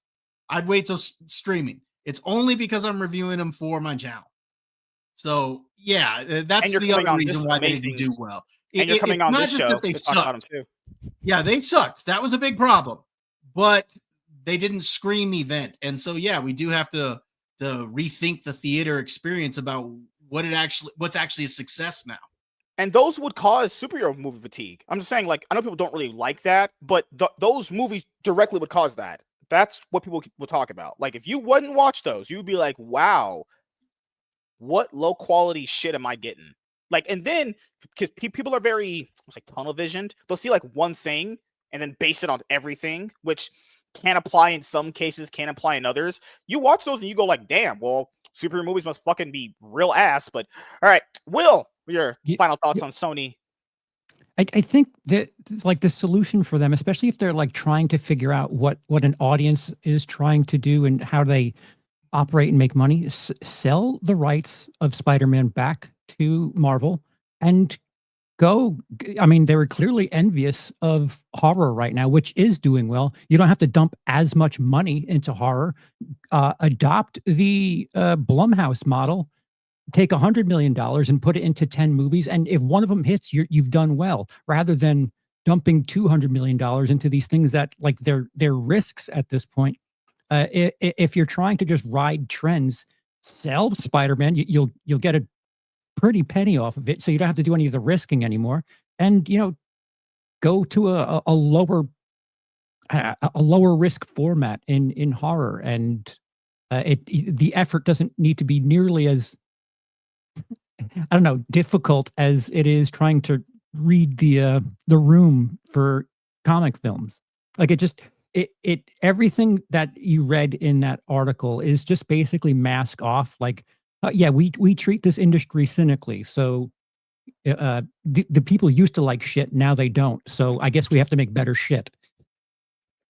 That's also it. I also love the reading in between the lines of is over with these people. They're basically admitting, yeah, we made pretty bad shit, and to be fair, now we have to make better shit. But then when they actually start going off more, you're like, wait a minute, do you even understand what's going on, or are you just saying what I want to hear? Because that could be possible too. These guys are CEOs; they say what people want to hear. The way he said it was like, well, we're basically making the same shit that we did 10 years ago, and it worked 10 years ago. So what? I don't understand what's their problem. Oh, the other thing, as my final thoughts is, I could feel these were phoned in from the first one. Like the first Venom movie is not good at all. It's really just forgettable nonsense. Like, is it a worse superhero movie like a bunch of them? I mean, I don't know. People have different subjective opinions on that stuff. I would probably not have it in top 10, but it's definitely like 12, 15. That one starting Confirmed. off wasn't good. Let There Be Carnage. It is in your top 10. Okay. Let There Be Carnage. Let there. Just let there be a I'll allow it. fucking good lord. I couldn't finish that sentence on YouTube. Good lord. Morbius sure was. Welcome back. Yeah. Just Morbius was like, welcome back to the butt fuckings. So yeah, I just was done. Circle back thing. It's a problem. It was one of these things where you could tell them these movies are phoned in and they failed because they just put in no thought and effort. And they thought people were so stupid that they just were going to suck up, anything superhero movie related as long as that was the popular fad of the time. And they never thought, damn, this could not be the fad. As I always tell people, these fads happen in movies all the time. There's periods where horror is good. There's periods where super movies are on top. And there's a period where sci-fi is on top. It always cycles out. Superhero movies will come back and be that big thing again. Not at this point in time. Maybe when I have like 5 wives and 10 kids, maybe that's when it'll happen, Or maybe, just maybe, when I get my sock pregnant. The world may never know. But no. Good lord. The CEO basically saying, yeah, we can't make bad movies. So that implies you just basically made horrible movies before. Good job. Awesome company. So yeah. Sony, realize this. Spider-Man shoots webs out of his butt. That's where they come out of if he were to be going down. So thank you guys for checking out this video. If you guys are returning viewers or new viewers, then please consider subscribing to the channel if you've not already. Leave a like on this video if you enjoyed it and comment down below. Also, make sure you guys hit the notification bell. That way you guys can get notified on whenever I upload a brand new video or go live. I'm MSK, aka Master Swagging, and we're going to be signing out, guys. See you guys later. Goodbye. Peace. Wow. Tom Hardy is in his... What in the world? What in the world? I'm patiently waiting for MSK to circle back. I'm just glad he finally stopped at Spider-Man shoots webs out of his butt. I understand MSK, just talks about what he knows, but still, man, why MSK? Why do you go there? Did MSK you say that you saved yourself and then you just nosedive? Did MSK just inform us that his beloved wife he always talks about is a sock? No. Not even his own sock. Was it James's socks I'm making crusty? I'm assuming just a random sock you found. Okay, you wear slides, not socks, right? All right, box office time. I know Charles has a lot of thoughts about this, and our summer box office is over because summer is done. We're in September. We're going to be in winter. It's going to be cold. It's going to be chilly. Santa's coming. Santa. Michael Myers come first. Oh, I forgot. Yeah, you're right. No, you don't understand. Chili and Santa. Yay. Santa's coming, guys. Santa will be here soon. But we have to get the box office. We have to get stabbed and murdered first in Halloween before we get to the jolly. Oh, so we are circling back to it. Circling. I was talking about movies. What's wrong with you? I'm just saying that black guy, Snake Island. So we're there. It's like the whole repeat offenders go to Snake Island. What's the dog's name? Doug. It's like the squirrel thing. If you meant, or I guess it's also like. You calling me the squirrel from the Up movie? If it's there in the chat, he can't help himself. You guys he will circle it one more time. You guys said to talk to the chat and interact with these cloud chasers. Nobody said anything for you to do. I'm just saying, if you're a grapist, rhetorile, or anyone that does anything of those two natures, island, castrate shit, then throw you in the island. Honestly, I'm kind you're of going proud to of the you. island. There was a black guy who raped a 4-year-old girl and gave her an STD. He was another repeat offender. Snake Island. Actually, not even I'll just have you walk on the island. We'll just put you upside down and just dump you in there on a rope. Let the snakes just have their fun. God, our justice system is terrible. Trump, is this an actual island or? Yes, no, I'm not kidding. Are you buying an island, kind of like Epstein's Island, and calling it Snake Island? No. There's an island close to Brazil that is all populated by snakes. Now, no one knows how the snakes ever ended up all getting there, but it's just an island full of the most world's deadliest venomous snakes. There's one snake where if it bit you, your skin would straight up decay. It was that bad. Or decay in a way where... I think a lot of bites do that, no? I think a certain venomous snakes do that, right? Some of them it's like more of a poison or just injects and kills you, but you could be right. But, good Lord. Yep. People like that, That's my punishment for you. See, these guys are nicer. They throw you in jail. Nah, I think you need punishment. A public execution. Eric DeGuapo gets it.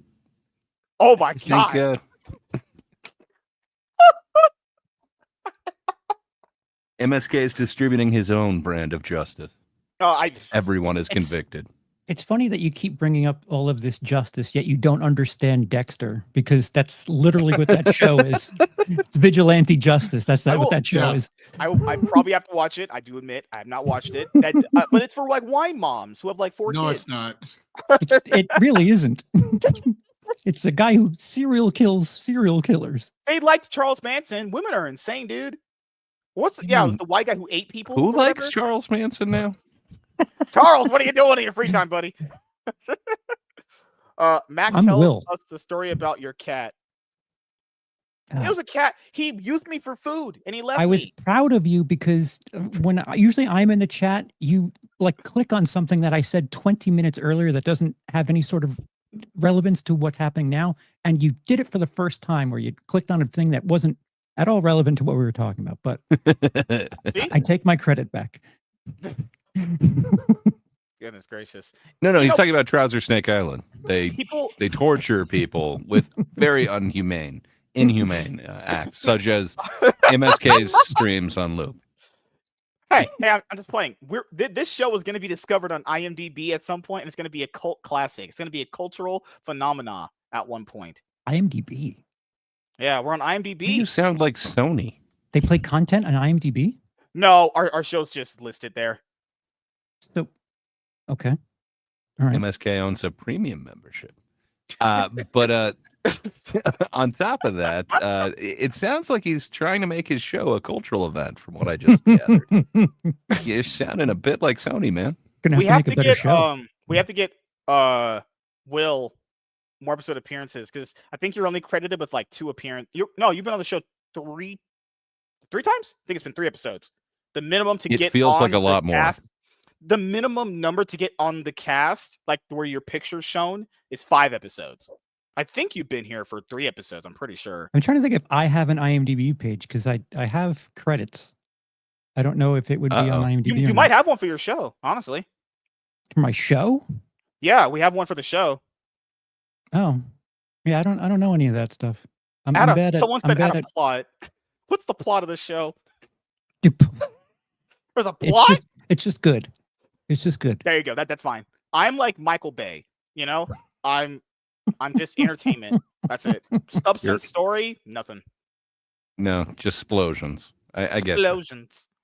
Let's see where Will's at.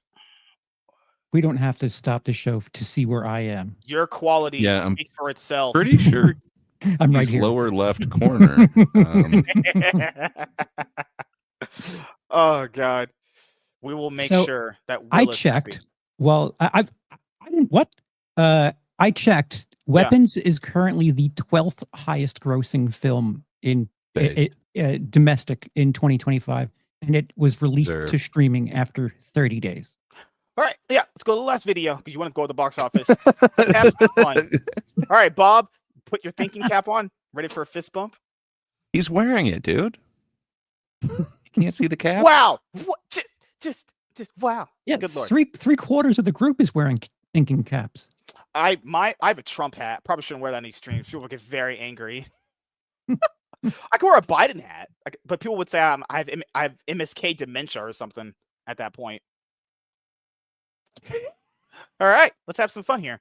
Hey everyone, I am MSK, aka Master Swag King, coming at you guys today with another video. And if you guys are returning viewers or new viewers, then please consider subscribing to the channel if you have not already. Leave a like on this video if you enjoyed it and comment down below. Also, make sure you guys hit the notification bell. That way you guys can get notified on whenever I upload a brand new video or go live. And in today's video, we are going to be talking about the 2025 summer box office. So it's over. Summer's done for 2025 at the worldwide box office. I went to watch a lot of the movies, went with my wife and she blew me, obviously during a lot of the movies, we didn't take her boyfriend this time around.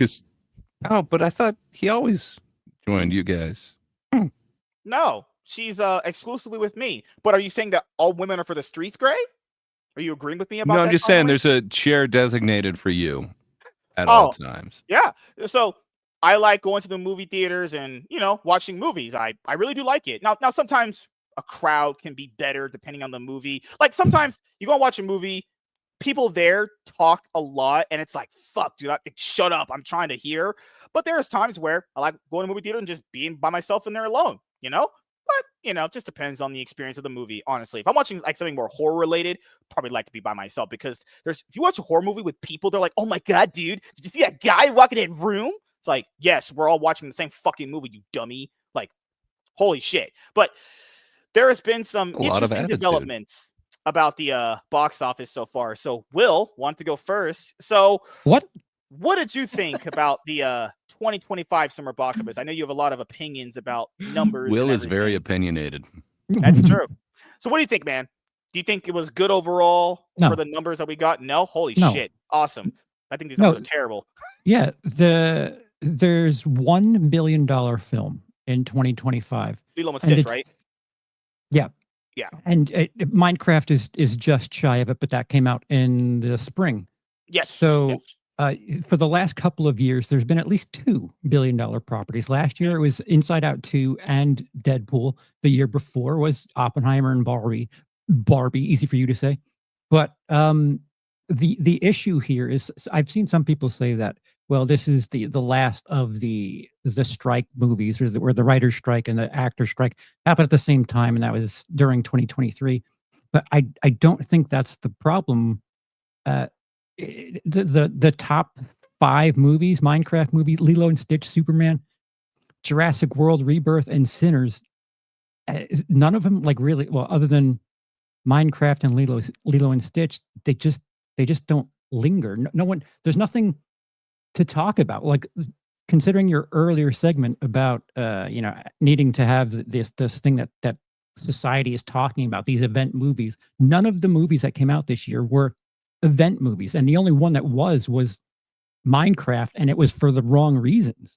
So I think there's something very seriously wrong with the theater industry, and perhaps it could be something else that we referenced, the fact that movies are going to VOD much sooner. But the other thing is cost.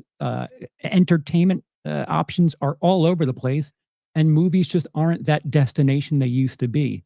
And it's certainly not the content that they're putting on the screen. It's not like you're getting something that is a much better and different experience on the big screen as opposed to something you would see at home. The home theaters and the way people have quality entertainment in their homes is certainly much better than it was 10, 20, 30 years ago. So like the options, it's competition, and if people are spending $100 to go to a movie theater or like an amusement park, they're going to go to an amusement park because that's more memorable.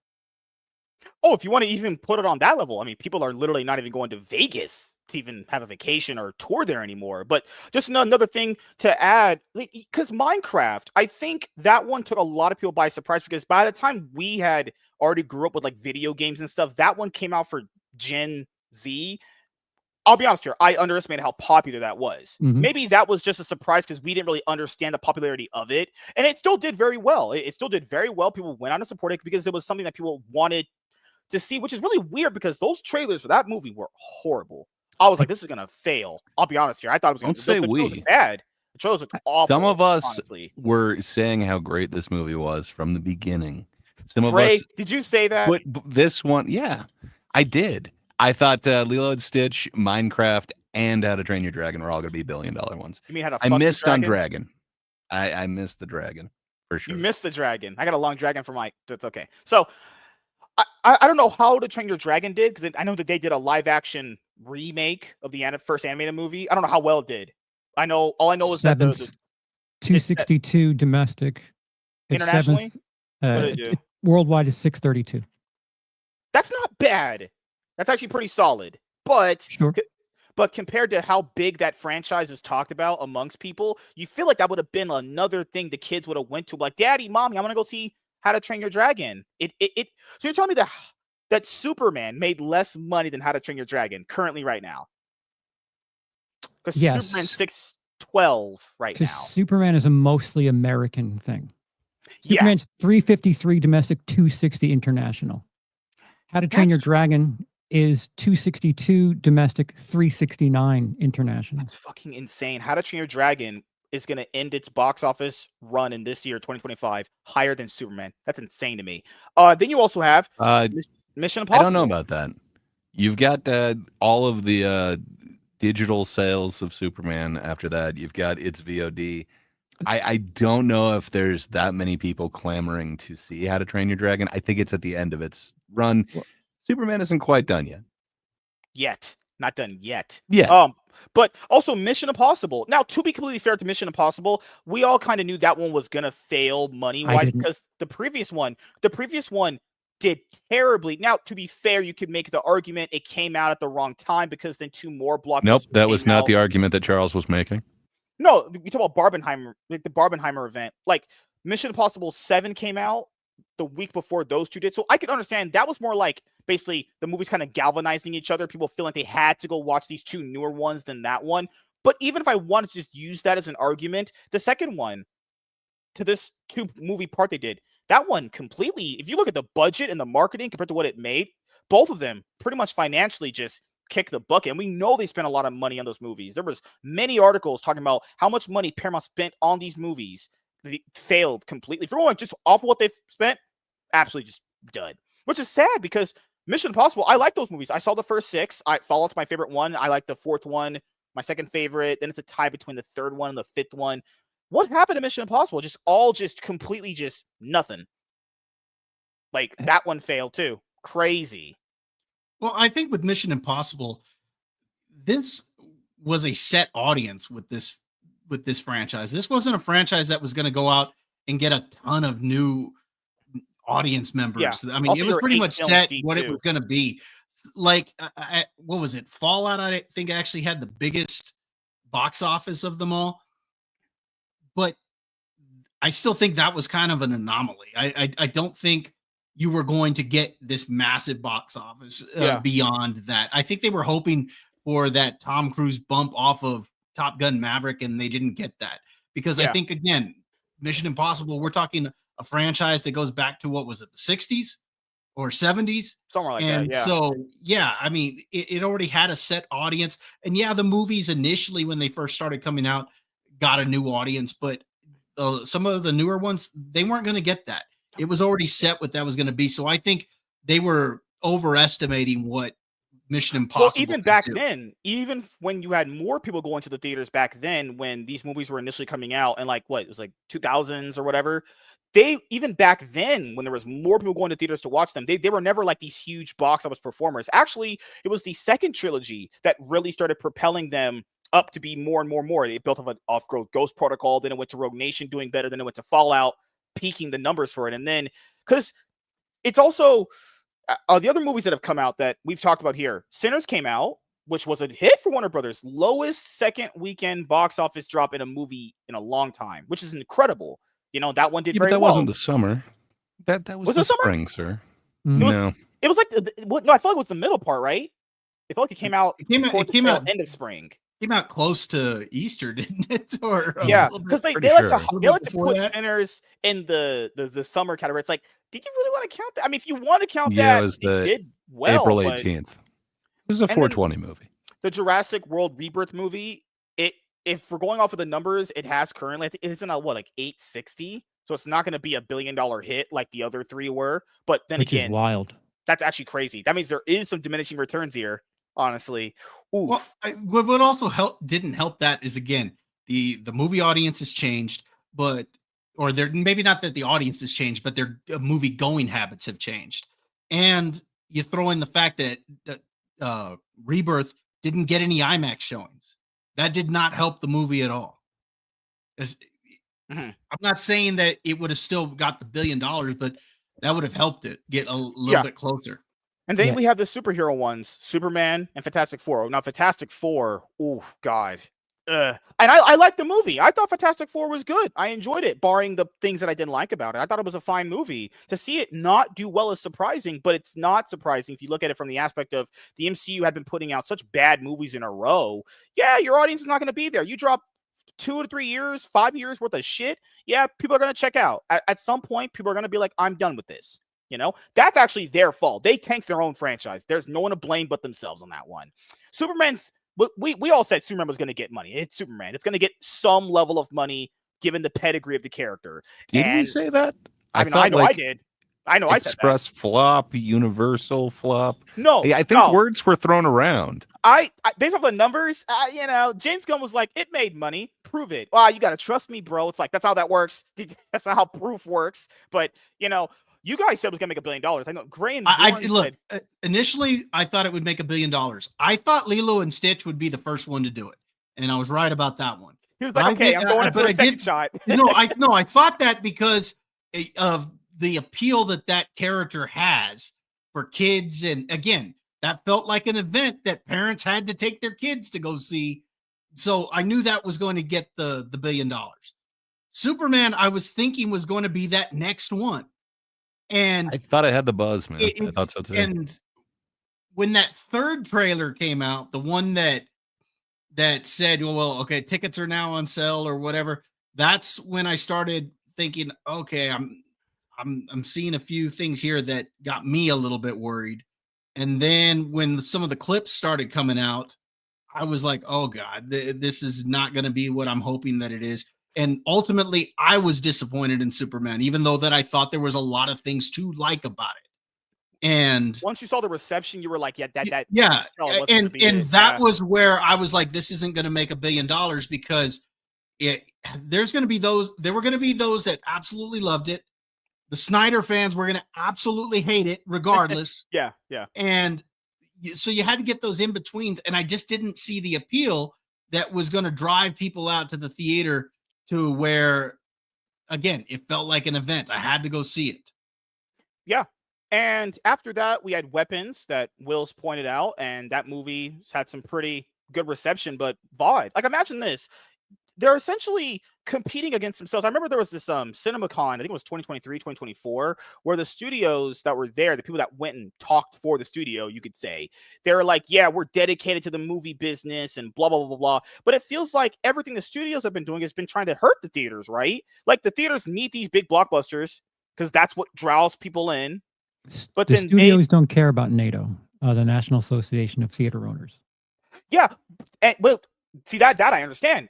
But these guys always lie about it. They're like, yeah, we care about you guys. If you care, then why do you take the movies out of the theaters or at least put them on digital very fast then if you care? The most damning thing about COVID is the theater industry was stuck because the way Disney had things set up with the theater industry was companies like Warner and Universal wanted to compete for screens, but Disney had these like ridiculous deals with the theater industry to, if you have a 16-plex, Disney could put 8 of their movies on your screen, which is half of them. So other studios were like, if you're not going to give us any screen time, we'd like to get out of our contract. And because of COVID, those contracts got really loose where both Warner and Universal worked out deals where they could release after 17, 30, or 45 days. And that's like the death knell for the theater industry because now the studios are like, hey, thanks, but no thanks. We don't need your 70% of our ticket price. These people will wait 30 days and we get 100% of it 30 days later. So it's just a really, if there's an industry that really got fucked over by COVID, it's the theater industry. Yeah.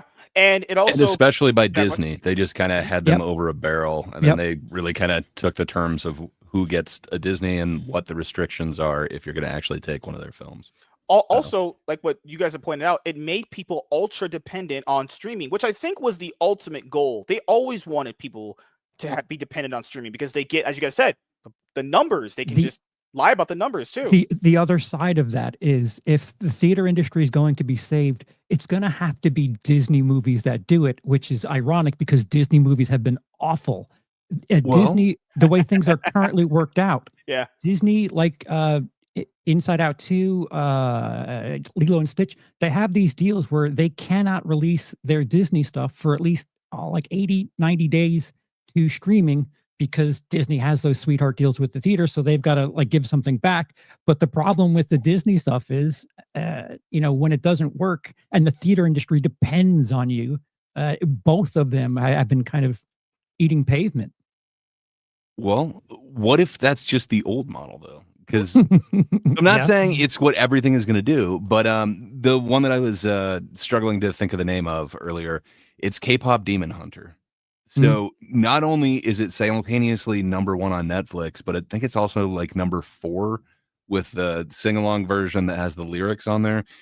It's simultaneously doing that, but then it's so big that they're not only releasing the album of it, they're going to do a live action to it, and it's now getting an actual theatrical release where they're going to be doing the sing-along things. It is going to be an event.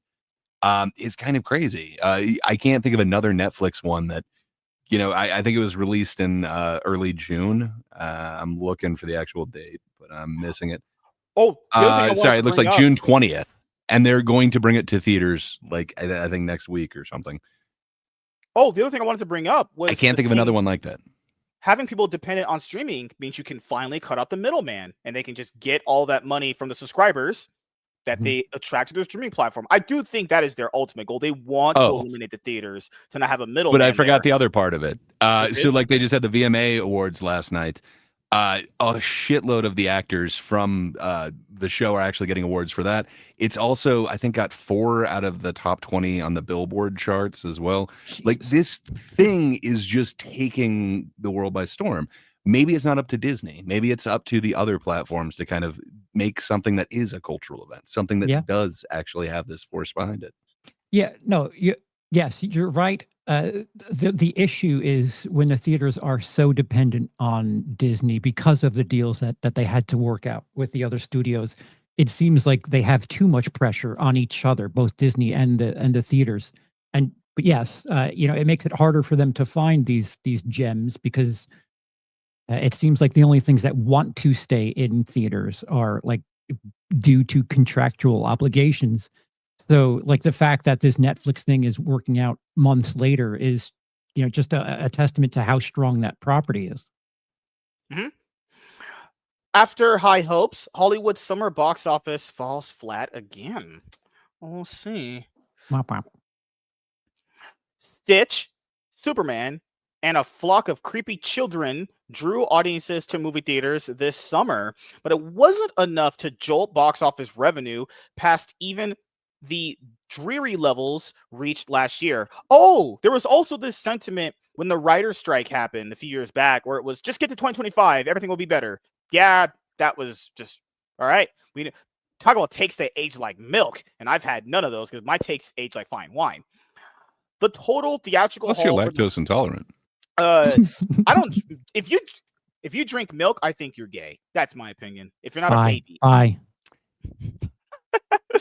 the total theatrical haul for the summer, which for industry watchers stretches like my wife's vagina I had last night, from the first weekend of May through Labor Day, grossed $3.67 billion in the U.S. and Canada, down slightly from $3.68 billion in 2024. According to ComScore, the numbers are even more sobering compared with 2023's Barbenheimer-fueled summer sum of $4 billion, a target the industry used to hit routinely.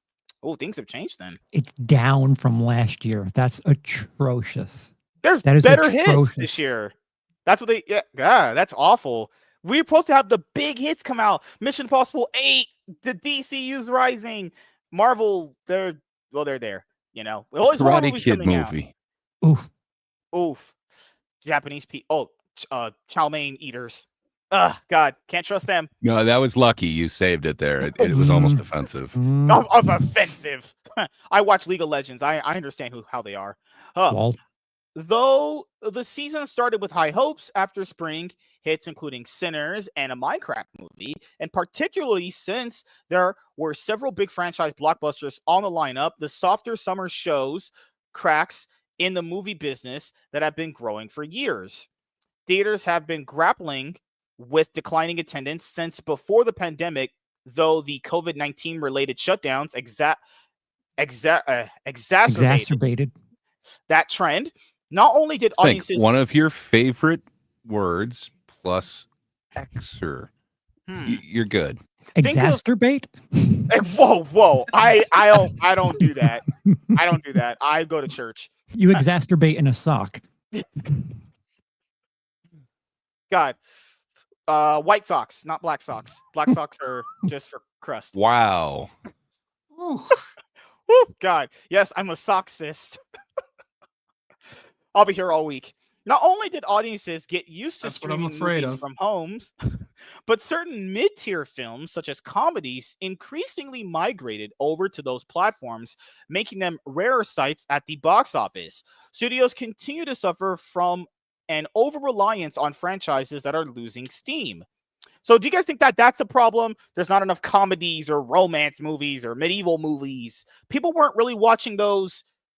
I mean, the mid-2000s, you would probably say, was when those kind of really started declining. I mean, comedy, didn't The Naked Gun come out and do well? Did it do well? I don't know the numbers on it, but I heard people like that one. Do you want an answer to any of these questions, or are you just going to keep asking? I'm just saying. Yes, it sucks that there aren't a multitude of movies out there. Instead, we just get sequels or IP that we're familiar with.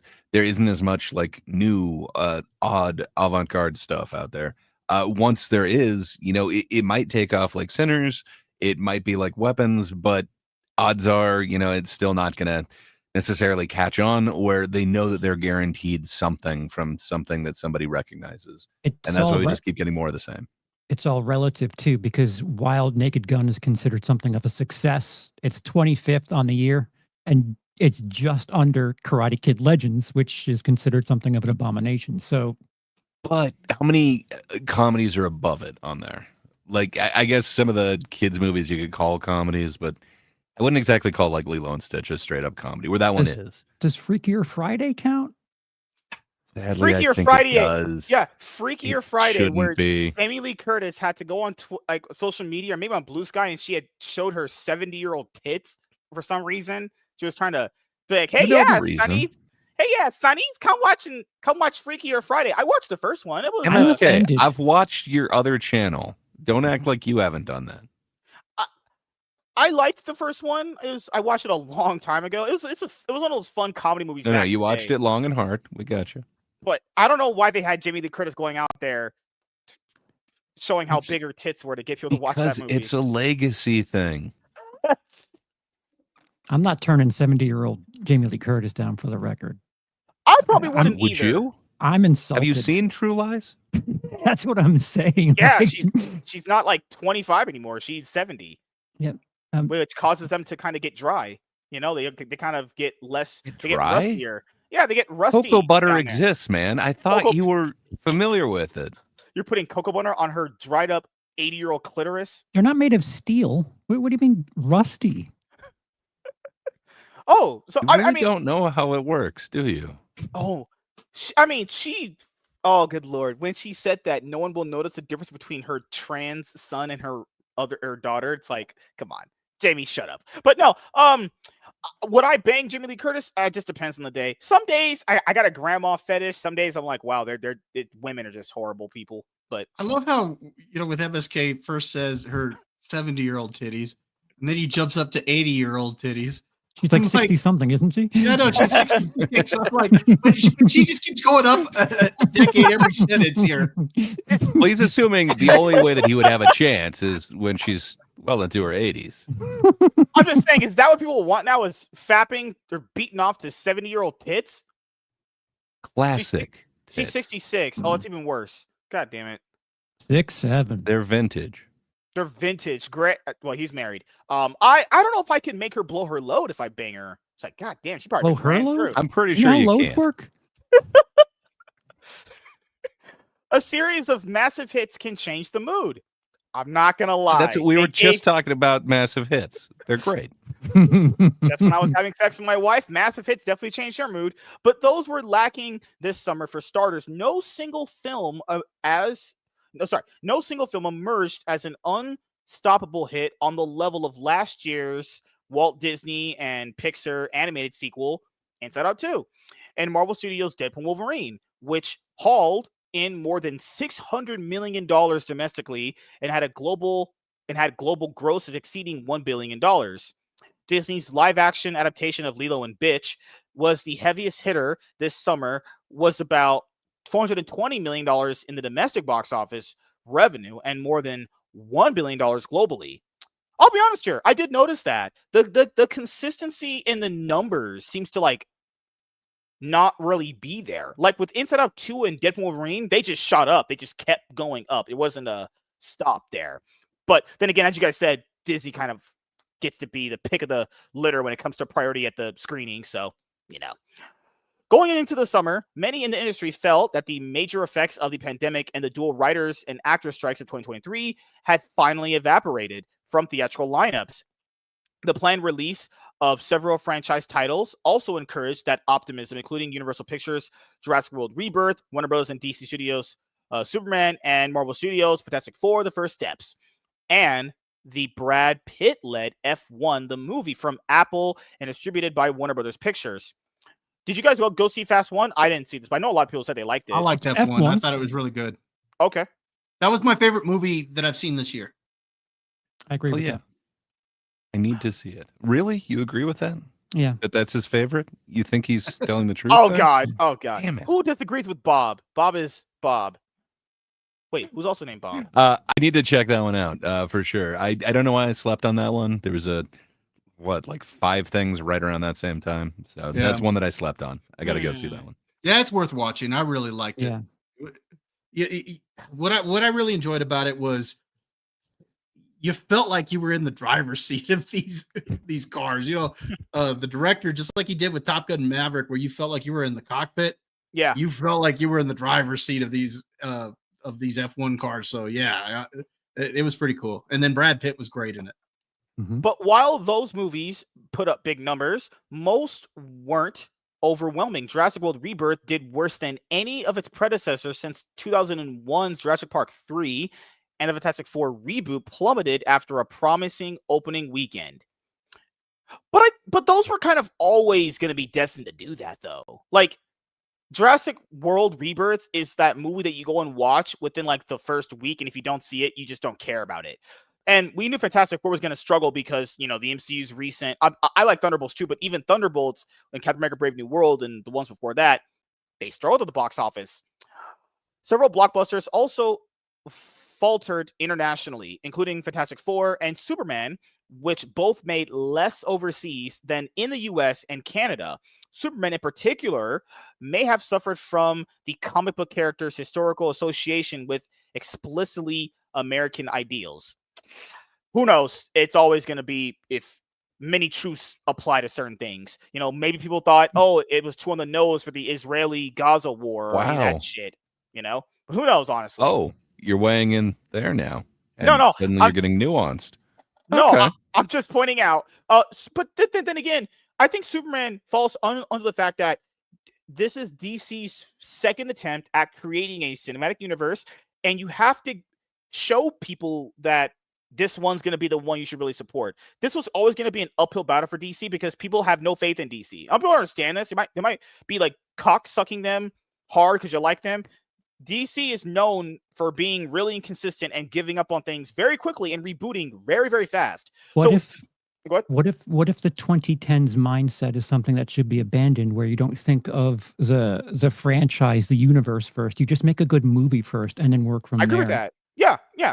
That should be the mindset, but as you know, with people nowadays, they hold on to things as like, you know, the last thing it did for me, the whole you know, if you burn me once, shame on you. And I do agree, it should be just, hey, we get a good movie first, then just kind of see where things go. But it was always going to be an uphill battle with DC because, you know, they've proved to people, not just from comic books, TV shows, movies, they just can't really be trusted with anything long term, you know? So how that's come the you world. Didn't finish that thread? You burned me once, Snake Island. You don't get burned there, you die. Quote, there weren't very many flops. That's a lie. That's just an objective lie, but sure, whatever. Said Eric Handler, media and entertainment analyst. What's an objective lie about there weren't very many flops? Objectively, what is the lie about that? I mean, damn. Objectively, no, you don't understand, Charles. It's subjectively speaking here. Like there is no room for nuance or subjectivity. Yes, it's black and white. It's black. Oh, whoa. We have black and white film on the panel. Do you mean figuratively speaking, not literally speaking? I think figuratively, looking at some of these numbers, a lot of these movies financially. I was pointing out, looking at a lot of these movies financially, it looks like a lot of them underperformed. But who knows? They could just say they could just pull the James Gunn. So if it looks like it, would it be fair to say that it's subjective? If it probably. Who knows? Who knows? Interesting. Yeah. Just, no, you're right. Use the word objective. What do I mean? Just pull the James Gunn thing. Hey, it doesn't need to make all this money. It just has to do well. Oh, yes, James. Of course.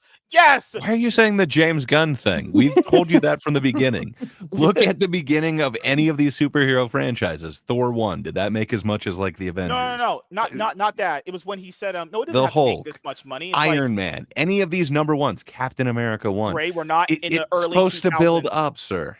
Gray, we're not in the late, early, but fuck. You're right. So why do you keep going back there and saying DC did me wrong? We're in the 2025. We're in 2025, and standards have changed since then. These got to be coming out the gate hot. These got to be hotcakes, you know. And I argue they did. Oh God! Peacemaker season 1. That's not a movie. I hate you, Gray. It was good. All right. Okay. Just nothing really hit huge. Yeah, I mean, some movies did well. Some just weren't that huge. You know, pun intended. Those big blockbuster titles also tended to skew toward male audiences. Yes, that's fine. There's nothing wrong with that. And there were fewer films that were explicitly female-focused this summer. Good. I just need only male-focused shit. I'm good.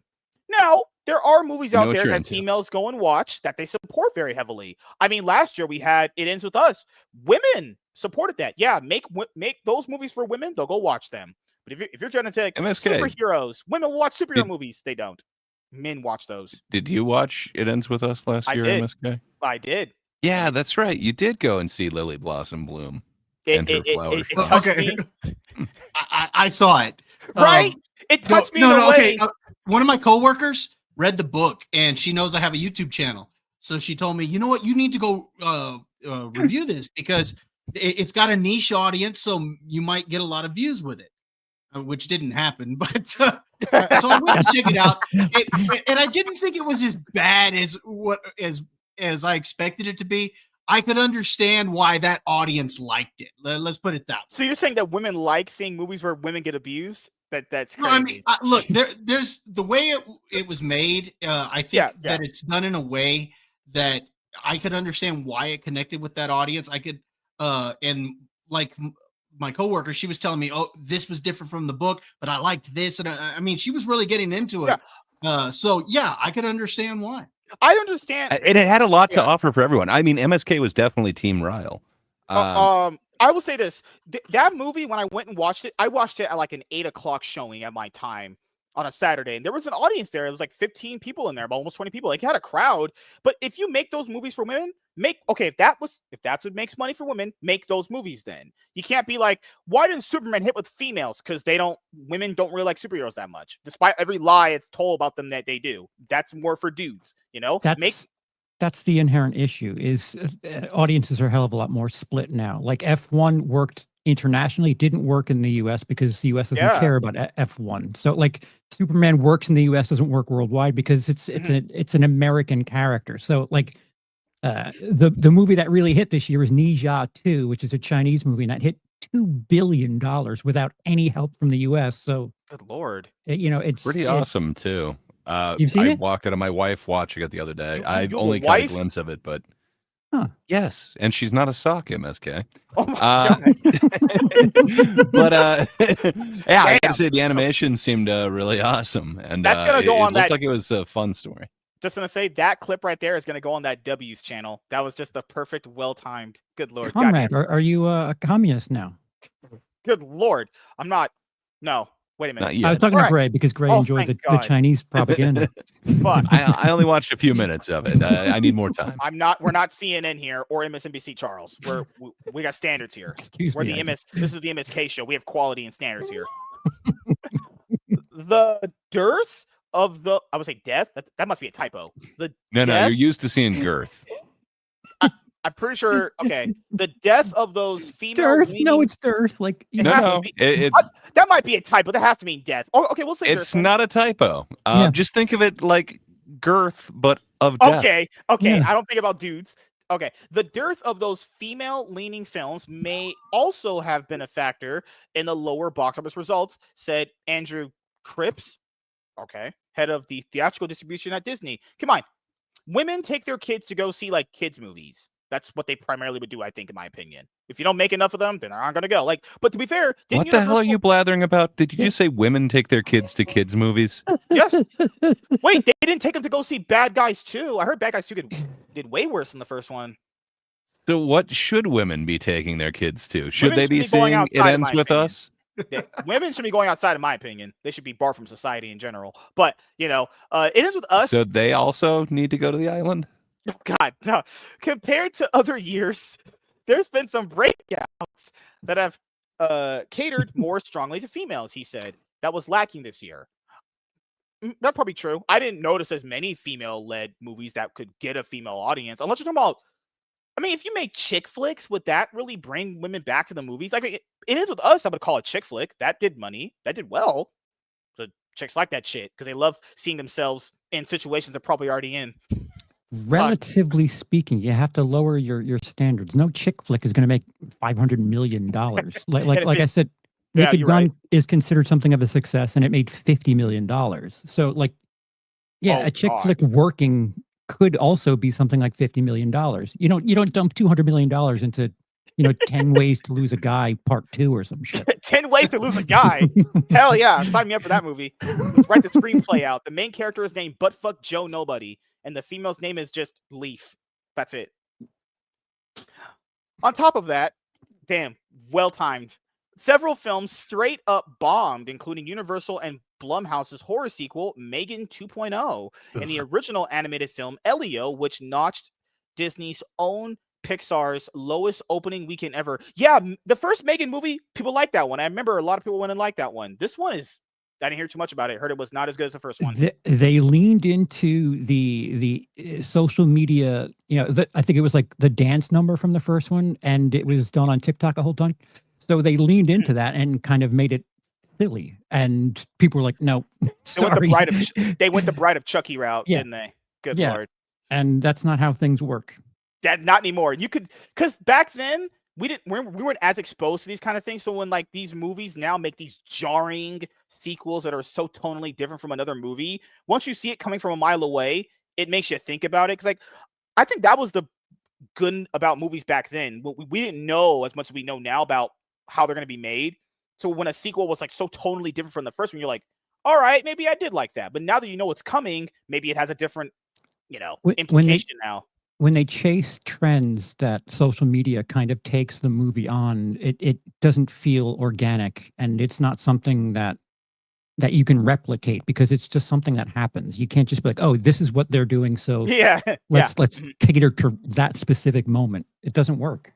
This miss reignited a debate about audience interest in original animated films, which have a harder time at the box office than sequels or movies based on existing intellectual property. I've always said this. People will say they want more original movies, but then they don't support them. So that tells the studio there's no money there. In one vein, I could understand it. People are tired of seeing sequels and remakes and reboots. But if that's the only things making money from a business point of view, that's the movies they're going to make. People literally don't go watch the original movies. They don't. The numbers prove it. So if you want more movies like that, then you need to go watch them. But people like to hear themselves talk on social media. They don't actually have any money. They're living in their mom's fucking house still at 30 years old, and having her pay the cell phone bills. Please, someone clip that. Oh God, people only like to hear themselves talk on social media. Self-awareness is not on me. Self-awareness, just on point. Wait. What do you mean by it's not on you tonight? Are you trying to make another movie? There's other times that you're self-aware? As if to hammer home the issue, Netflix animated K-pop Demon Hunters, a movie you guys just referenced early in the video, became a cultural phenomenon. I think that was Will that referenced it. After it hit the streaming service in June. It avoided theaters until a special release last weekend for a limited Excuse me, I thought it was next weekend. I guess it was last.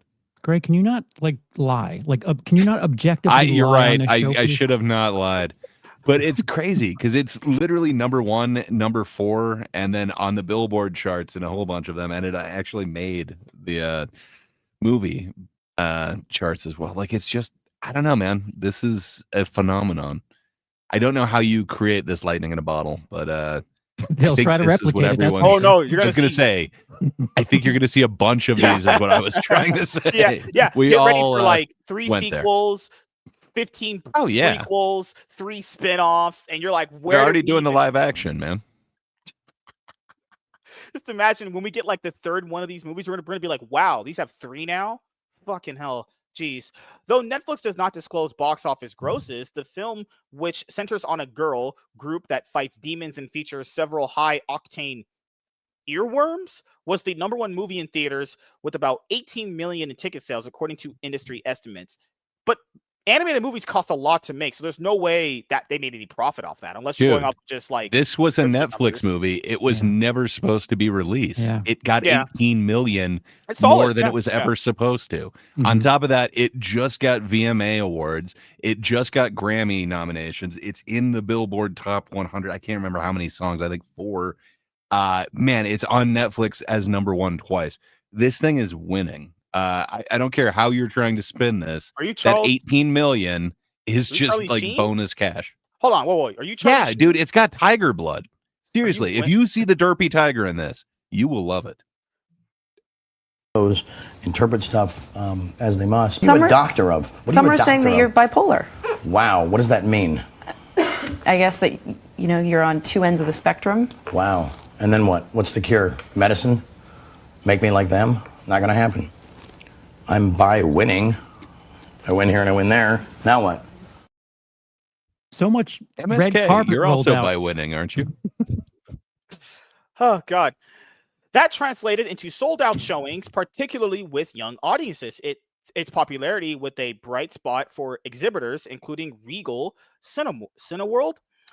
We saw a big uptick in young audiences coming into theaters for big cultural moments, said Adam Reimer, who noted a similar phenomenon with April's A Minecraft Movie. We just had articles from Variety a few shows ago before 300 where they were like, man, we don't have any male audiences anymore. But it's different for Disney. You have Star Wars and Marvel. Maybe just not make those suck then. Then males will want to go watch them. But do you guys, actually, generally speaking, not joking, do you guys generally think there's less younger audiences interested in watching movies in general than we were when we were younger? Yeah. I mean, like, it was literally used as like a babysitter when I was a kid. I don't see the same thing. I do see a younger audience, but it doesn't seem like it's just kids like escaping to the theater. Like it was a huge part of my life when I was a teen. I don't see that same passion. The younger demographic is one movie exhibitors hope to increasingly court, particularly with the success of PG-rated movies like Lilo and Stitch and Universal's live-action adaptation of How to Fuck Your Dragon. Quote, Jesus Christ. Quote, Jesus, my brain is fried. I missed that movie. My brain is all fried. Gee, that's going to be a NASCrack moment. I'm really hoping that the momentum that has been created with that this summer will continue to next year, said Michael How did you O'Leary. get quoth out of that? I don't know. You get younger demographics there, and you're creating the moviegoer of the future. Yeah, there needs to be like a attention to that. If there's no younger people watching these, okay, now you're really screwed. There needs to be that, because then you take them to see these, and they take their kids, and obviously, generational bullshit. Problem is, if you try to capture that lightning in a bottle and have people bring chickens to theaters, the people who aren't those kids will not go. You're right. Minecraft, it was this weird phenomenon for the wrong reasons. So I would argue the right ones. Jared Hess, man. I'm not chicken jockey enough for you guys. I don't know. You will never be chicken jockey. Good Lord. There were also some surprise hits with Warner Brothers horror flick Weapons, open to a solid $43.5 million and continuing to show longevity at the box office thanks to strong word of mouth and critic reviews. The Zach Kreger directed Chiller has grossed more than $120 million domestically. That's pretty good. Horror movies have been doing Can you better do some and better. upspeak on domestically? Can you go domestically? Yep. Hey, I have to be entertaining here. Unlike you, cloud chasing fucks. But no. Just only Gray. He needs to love me. Industry analysts and insiders expect this September's results to be softer than last year's. Didn't like a few years ago, this fall period was the worst it had ever been since like 1994. I remember there's a few years COVID back, was bad. Look, I remember a few years back, they said we had one of the worst fall periods ever since like the 90s. I'm like, how are we getting these accolades in 2020, the mid 2020? They haven't had a strong autumn since pre-COVID. Good Lord. 2019 was down from 2018, and ever since 2020. Well, I mean, it's gotten stronger from 2020 to 2021 to 2022, but that's because everything was closed in 2020. So yeah, they have not returned is the important thing. How many years after COVID do you need to like get back to full throttle? That's the funny part. You don't. Yeah, they're in trouble. The invincible meme. They're in trouble. When the decades later sequel Beetlejuice, or at the hood people called it Inward Juice, propelled the box office, but the later part of the year has a number of potentially big films, including James Cameron's latest Avatar, Fire and Ass, Universal's Wicked for Good, and Disney's animated sequel Zootopia 2. Avatar will probably do very, very well. Wicked, and no one will talk about it. Everyone will see it. No one will talk about it. One of the weirdest movie franchises ever. People watch them; they actually have an audience, but no one speaks about them. I've never seen that. That is crazy. Well, okay, but you know what every movie needs is Sigourney Weaver playing a teenager. Oh no! Good Lord, no. She's 80. No, essentially those movies those are movies where people are like, yeah, okay, yeah, well, let's go check it out. It's because they turn it into an event, and so they're like, yeah, okay, let's go check it out. But yeah, they're story-wise, they're not anything that wows you. It's Ferngully. It's Ferngully. Yeah, exactly. Yeah, it's Ferngully in space. Yeah, that's what I called it. It's Ferngully, Pocahontas in space with blue people. Like, but I will say this: James Cameron did this with his movies. He's very popular. He's made his movies event films. But if they know that's how people get their money, at least theaters wise, but you can't create that in every movie. Not every movie is going to be an event movie like these are. Doesn't he have like 3 out of the top 5 grossing films worldwide? He's on GOAT status, just like me. It's not a science. Like that's the problem. That you can't enter making art business like regular math business, and that's the problem here. I do think all 3 of those that they listed will probably all do very well. If Zootopia 2 doesn't do well, that's going to be like, wow. But then again, Disney sucking is, just another Tuesday for me. Though 2025 is shaping up to be weaker than many had hoped for. It's likely the year-end totals will come in above that of last year in 2023. Handler says, the end of the year is going to be very big, he said. Yeah, I know I heard that before from my wife. So, after everything we've said in the video so far, we'll start with Will. What do you think, man? What? Things are looking up for the box office or looking to be kind of just, who knows at this point? It's weird. The things that come out at the end of the year, so those are the last couple of weeks of December. It might save like the way things look in relation to last year, which last year was, Wicked was released last year. I don't think it's going to be much stronger than last year. If anything, it'll help January of 26, which what does that essentially mean? The fact that they make total 8 billion on the year isn't really say that much. That a success 6 years ago was $11 billion. $8 billion so many years later is, when the ticket price is like $2 more per ticket. Mm-hmm. Isn't the standard ticket like $15 for some places? The average price is $11.31 if you count the lows and the highs. The average you're right. Is $11.31. Yeah. And there's the IMAX screenings and all that stuff. Yeah. They want you to pay premium matinee prices for Trap. I'm good. I wouldn't pay for that again on a fucking $5 Tuesday. That movie's terrible. Yeah. So I don't think if it doesn't get to 8 billion by the year end, like when do they start looking inward? because they don't seem to understand that there's a problem. There's a very serious problem, and no one wants to talk about it. Yeah, they can't just keep making more movies and hoping, eventually this problem will just go away. No, this is the problem in the day and age we have of entertainment. Like you said, everyone's competing, so your movie's gonna have to stand out. And if it's a reboot or remake or sequel or interbequel, what was Alien Romulus? It was an intersequel, prequel. What? It was an interquel, you ass. An interquel. An interquel sequel. Fucking hell. Gray, what do you think about the box office? Are you taking your wife to see more movies, or are you gonna take me? Of course. I will never be taking you, regardless of how many times you offer, and no matter how much you try and sweeten the deal. The answer is no, sir. I'm kind of excited for a bunch of movies that are still coming out this year. There's a bunch of them this month that sound pretty awesome, and then November is just like stacked. I can't wait for Begonia, Predator Badlands, Running Man. There's a bunch of other ones. I think like next week, Spinal Tap 2 is coming out. And Black Phone 2 is coming out in October as well. There's a bunch of weird sequels that I don't know if we're really asking for them. There's a bunch of movies that I want to see, but yeah, looking at the overall box office, I'm not seeing anything that's going to be a huge hit other than kind of the ones that were mentioned.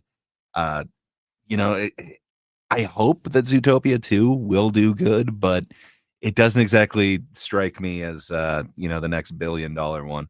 Maybe I'm wrong. I just kind of thought Bad Guys 2 would kind of be somewhat of a buoy out there to kind of test what the waters were like for Zootopia 2, but maybe I'm wrong. And then they're finally going to end everyone's favorite Ryan Johnson trilogy with Wake Up Dead Man. I'd like to see that one. I don't think that's going to rake in a bunch of money. I think it might actually be Netflix only. So that might have been stupid. It's limited. It's limited for a weekend, and then it's Netflix in December.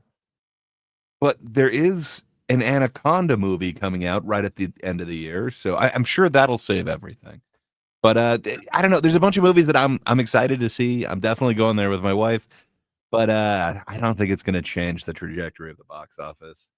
Sadly, I think it is going to be more boutique, but maybe that'll be a good thing. Maybe they'll actually find some way to make it a pleasurable experience, because not every one of the last times I went was. So I don't know. But still going to see more. Yeah, when I'm looking to recover from a nice pickleball, maybe I can go in there to a nice vibrating seat. Not the way that MSK prefers it, but a standard way. Well, Bob, what do you think about the seat and the sock? That's no more socks for me. I need to be banned from buying socks ever, and bed sheets. All right. Yeah. As for me, I do think the box office is in trouble. I mean, the theaters are in trouble. That at some point they are going to have to wake up to what the issue is. Now, I'm kind of like Gray. There are several movies coming out that I want to check out. Black Phone 2, Tron Ares, Frankenstein is getting like a 3-week release before it comes out on Netflix. So I'm looking forward to that. The Predator, Running Man. I actually enjoyed the first Wicked, so I'm looking forward to seeing the next part. You got the Avatar coming out, which I will go see. So there's a lot coming out that I want to see, and I do think some of those towards the end of the year are going to be very strong. But I do think as a whole, for the year, not just for the summer, but for the year, they'll be down again, most likely, unless Avatar just rakes in another $2 billion. I do think that it'll be probably a diminished return compared to the last one, but I do think it'll probably still get at least 1.5. But I mean, yeah, they need to figure something out. The answer isn't just one thing. There's a lot of things they need to look at when it comes to the theater experience to drive people back out there, because like we mentioned earlier, the movie audience's habits have changed and their priorities have changed. So they need to figure that out. Yeah, that was going to be my sentiment too, is, I think Clownfish TV's Keon said something about that too. I'll bring up here in just a moment. You mean Neon? Is it Neon? Neon said that? He's white? That's fucking crazy. The K is silent. But I also forgot to mention the Smashing Machine. That looks pretty awesome. I know people always kind of rag on me when I say this, but I'm always usually generally right. Not just that. What? Crazy. I think you have to understand, like what Bob said, the landscape has changed, the interests have changed, what people are willing to actually open their wallets up and give you money for. It's different than back then, right? So all these movies these studios are making, I hope all these are good. I hope these are movies that can get people to come back and pay money to go to the theaters to watch them, but they don't do it they don't do these movies any favor. They, take them out of the theaters in 3 weeks because they put them on VOD. The other thing was movies used to be recession proof. No matter how well you were doing at home, you would go to a theater to just watch garbage. I don't think people are thinking that way with their money anymore. And I just looked, of the 73 movies I've seen that were released in 2025, I wouldn't put my reputation on any of them. If I had to recommend a movie that was released in 2025, I'm not doing that. Like the great, just really the cream doesn't rise this year so much as it would in other years past. I think people are a little bit smarter with their entertainment decision making, and that means these studios, they should be working harder. And they're willing to wait. Like people, unless they hear the best word of mouth on a movie ever, they're just going to wait till it drops on one of the many streaming services that they're currently paying for. Because it's easier on a family spending like $150 compared to spending $8 a month on a streaming service. That there's a night and day price difference you make up with saving money. Like Bob said, took his kids out to go watch a movie. You said it would cost you like $100? Yeah, pretty close, because it was like, again, $45 to $48 somewhere between there for the 3 tickets. And then you figure in the cost of popcorn, drinks. Both boys wanted to get one of those personal pizzas. Oh, God. So yeah, I mean, it added up. Bob, you bought them personal pizzas? No. Yeah, well, they hadn't eaten anything. And of course, I tell the geniuses before we go to eat at home beforehand. And then when we're in the car, I'm like, oh, what'd you guys have for dinner? Oh, well, we didn't get a chance to eat. I'm like, oh, God. Damn. Did you get them? But in all fairness, I do tell this to my friend. He's like, oh, it's just too expensive to get the food. Yeah, I could have told them no. I didn't have to. I could have said, my mom would have told us no. She would have told us, fuck you, you're waiting till you get home to eat. That's what my mom would have told us. But then again, we can all agree, though, there is one wrong choice at the snack bar, right? It is movie theater nachos. Chili cheese nachos are fucking amazing. I usually get chicken wings when I go out to an AMC or you eat chicken wings and chili cheese nachos in a movie. That is the wrong answer. Okay. Yes. Yeah. Chicken wings at a movie theater is fucking amazing. I lay back, get my dick sucked, and just eat chicken wings. I don't see how those two things correlate. They don't. I'm just talking out my ass. That's what I usually do here. So yeah, we know. So this is what Keon said of Clownfish. So this is not about Fantastic Four. I just want to just take this part. But two things can be true at once. A subjectively good movie can be a box office disaster or at least underperform. Conversely, a subjectively terrible movie can break $1 billion. An adult can separate their subjective feelings on a piece of fiction from the financial reality. Just because your movie underperformed doesn't mean it was any less good to you. Audiences just didn't dig it for whatever reason. Numbers are numbers, and sometimes numbers say fuck your feelings. So the reason why I'm covering that is because whenever we have these discussions, people go like, but I like that movie. Yeah, but financially, that's a different story. People just never can separate the two, And I do agree, the better movie should have won at the end. But this is how it works in sports sometimes. Sometimes worse teams in sports win because of upsets or whatever. What do you mean by better? You say objectively bad or objectively a flop when something numbers wise isn't in the I don't know. When something doesn't get $1 billion, you're calling for some reason Superman an objective flop, where I can't see a scenario where that's an objective flop. I would say financially it's underperformed. I would say that. I wouldn't call it a flop. Would be like if it made like $100 million. So shouldn't there, if it's objective, shouldn't there be an understand target that these movies need to hit if there's objective flops? Yeah. So that we all know, okay, it needs to make blank this number. But we don't agree on that. So how can we say it's objectively a flop? We hug each other. We hug it out. I guess where part of the problem also is that we all have an idea what that number should be for certain films, but then the studios move the goalpost on that and say, "Oh no, really, we only wanted this." And Right, like, but yeah, because like I get what you're saying, Will. That there should be like an objective number where it's like, yeah, I'll give that's you an example. I'm not saying that. I'm not saying that. Oh, What okay. I'm saying is the people that concern themselves with like, as I'm one of them. I'm not trying to say you people.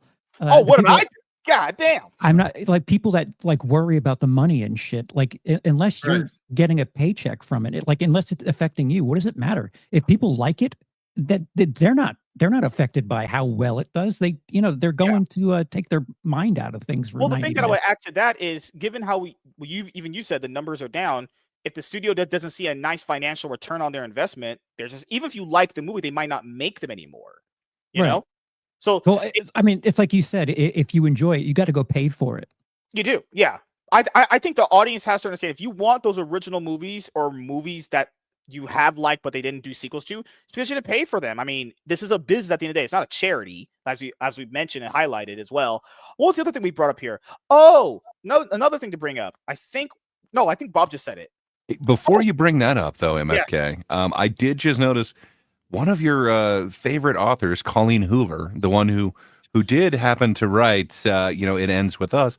She does have a different film being adapted that's coming out towards the end of the year, Regretting You. Just so you got that to look forward to, sir. Awesome. It's going to be my most highly anticipated movie to watch this year. I know. From a I fat, thought you needed to know. sort of fat, ugly, old white lady. That's exactly what we need more in life. More of them. No. So when it comes to numbers, I'll use the Flash. Remember the Flash failed? They said the Flash needed like The 700 baby million. microwave movie? Yeah, they said the Flash needed like $700 million. That was just to break even, not even profiting. Just Who said that? I remember Variety, THR. I remember IndieWire said it. So Wait, THR said it? Yeah, a bunch of outlets had mentioned that this movie just needed like $700 million to just break even, right? It's weird. Did Warner say that at any point? Well, would they? I mean, I don't think they So would. objectively, who would need to tell you what they need to make? What is the thing, though? It's not Variety. Where do you It's think not. they get the information, though? I think they get it from Warner Brothers, because they just made up lies. They could get sued. I think they get the information from the studios. They just kind of twist it into their own narrative. Because I don't even know because if we trust these guys being told what these numbers are, then where are they getting this information from? Well, what I'm telling you is Hollywood has a lot of highly paid people that work their ass off to make it look like they're underperforming because they pay out salaries based on how well they're doing. So at the very least, Hollywood will lie about how well they're doing, even if there was that thing where an actor on Harry Potter had back end points, and Harry Potter, it made $2 billion, but Warner Brothers had lawyers that argued that they operated at a loss because they didn't want to pay out the bonuses to an actor. So at every stage, you have to question everything, is what you're saying. Yeah, I wouldn't believe a goddamn thing coming out of Hollywood when it comes to how well they're doing, because if they're doing well and they admit to doing well, they have to pay out extra money. So they're never going to do that. Yeah, and I'm pretty sure this. These movies are paid for up front. Like, cast people get paid up front. So even if the movie doesn't do well, at least they're like, the Shazam 2 director. The Shazam director, he was like, well, I got paid up front. He deleted that tweet. Or he said that the movie failed. He's like, yeah, but I got paid up front. Oh my God. All of you should be saying that, but hey, I agree. You probably should get money up front. They'll only talk about it when someone doesn't sign that deal. Like famously, Kate Winslet turned down the back end points on Titanic, where she could have made like $50 million on that, and she turned it down. So they talk about it because she didn't sign that. And then I found $20. And away from a black person, because when you saw them, you ran. So, yeah, well, hopefully the theaters can bounce back coming up after this fall into the holiday season, because it's a wonderful time of the year. It's coming up. Christmas is coming. We got to get to Halloween first. My favorite holiday season. What were those hand movements? It's Halloween. Then it's chicken with turkey. So it's like you said, it's coming up, and then all of a sudden, like your hands did this thing. So first it's stabby, then turkey, then white man who slides down your chimney, giving you presents as he eats your cookies and drinks your milk you lay out for him. Which is gay. Milk is gay. True. Milk is very gay. I noticed believe that. some white man will slide down your chimney and drink your milky. How did Santa survive the hood when he's going down? There are no chimneys in the hood. You gotta go through the front door or the window. MSK, do you hang socks or stockings?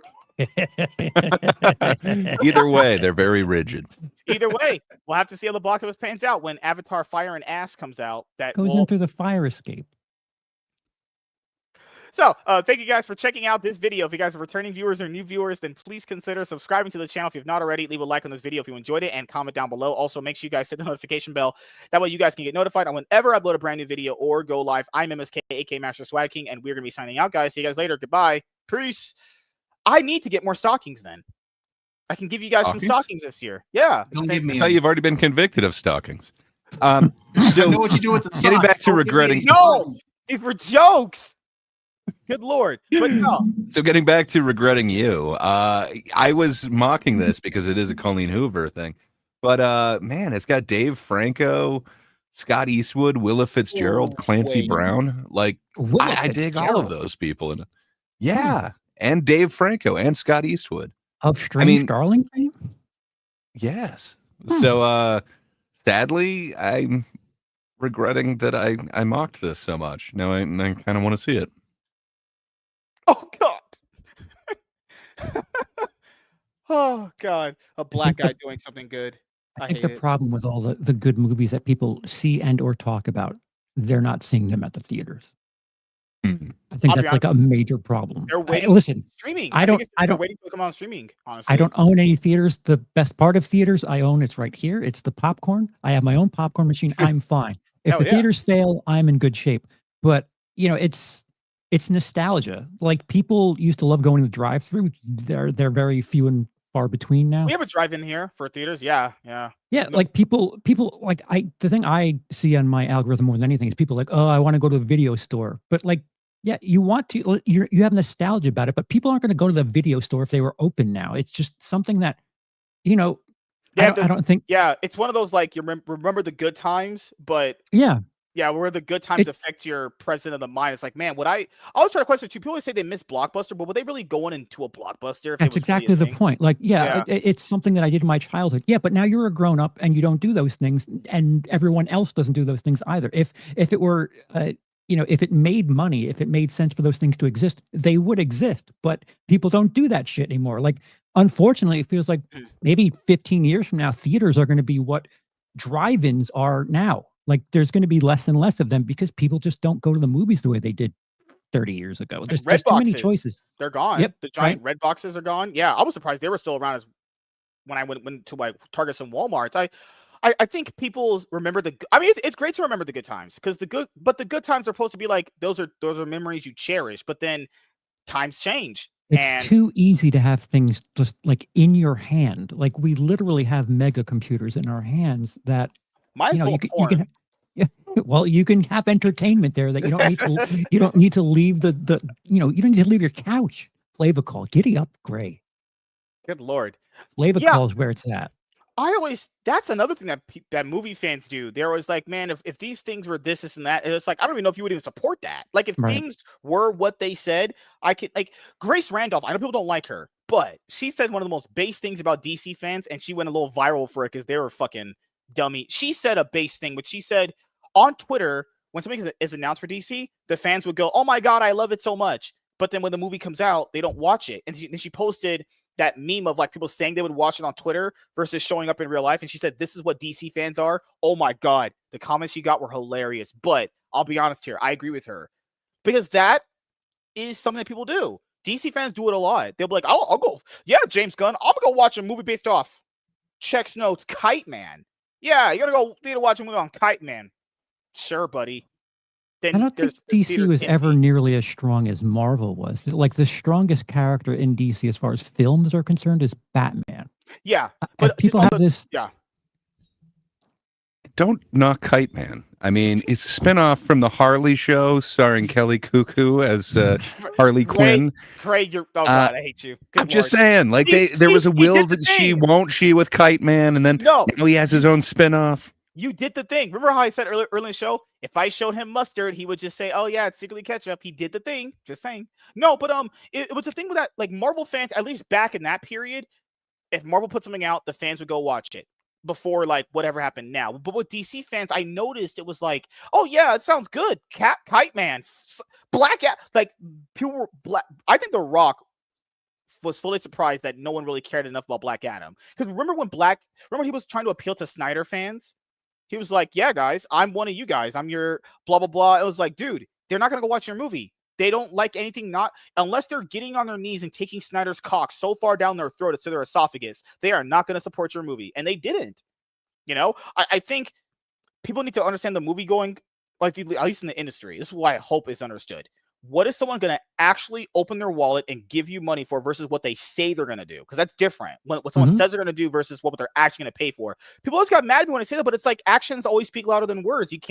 I understand that they don't want to invest money into movies that don't do well. It makes financially perfect sense, but that falls on the audience to go and support them, but then again, I owed your money.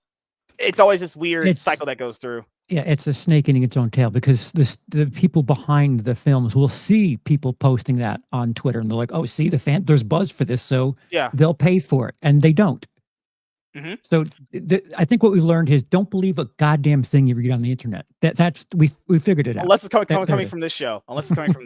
That's it. Only take what I say true. Like there was this Dragon Ball thing I found myself in a thread earlier. This guy was like, "But these movies are not considered canon because the creator said it." That's not even what the creator said. The creator said that he considers them in an alternate timeline or dimension.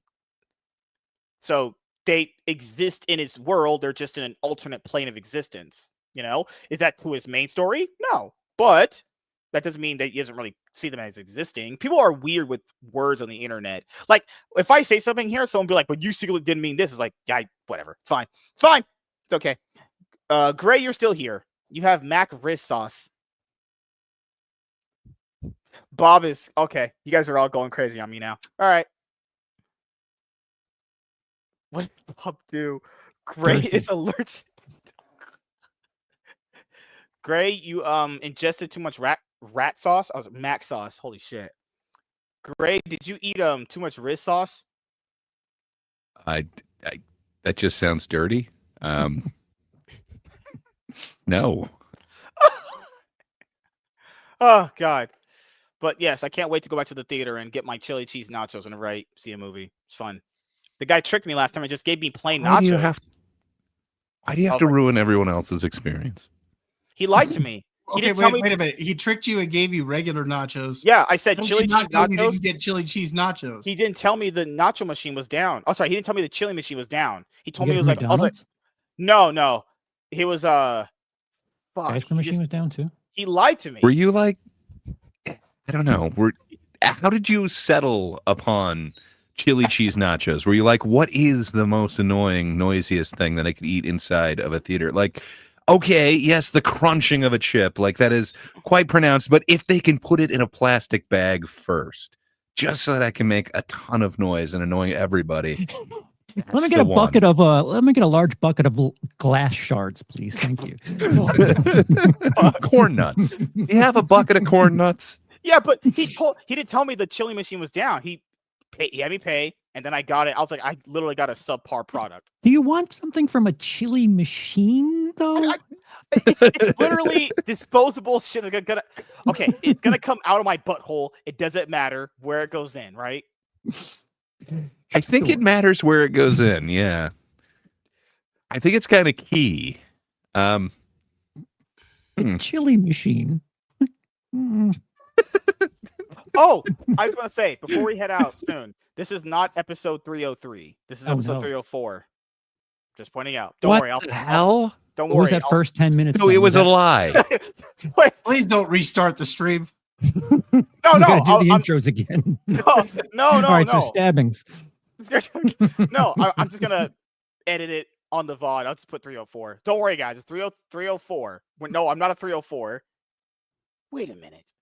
We call women 304. I'm not a 304. Nope.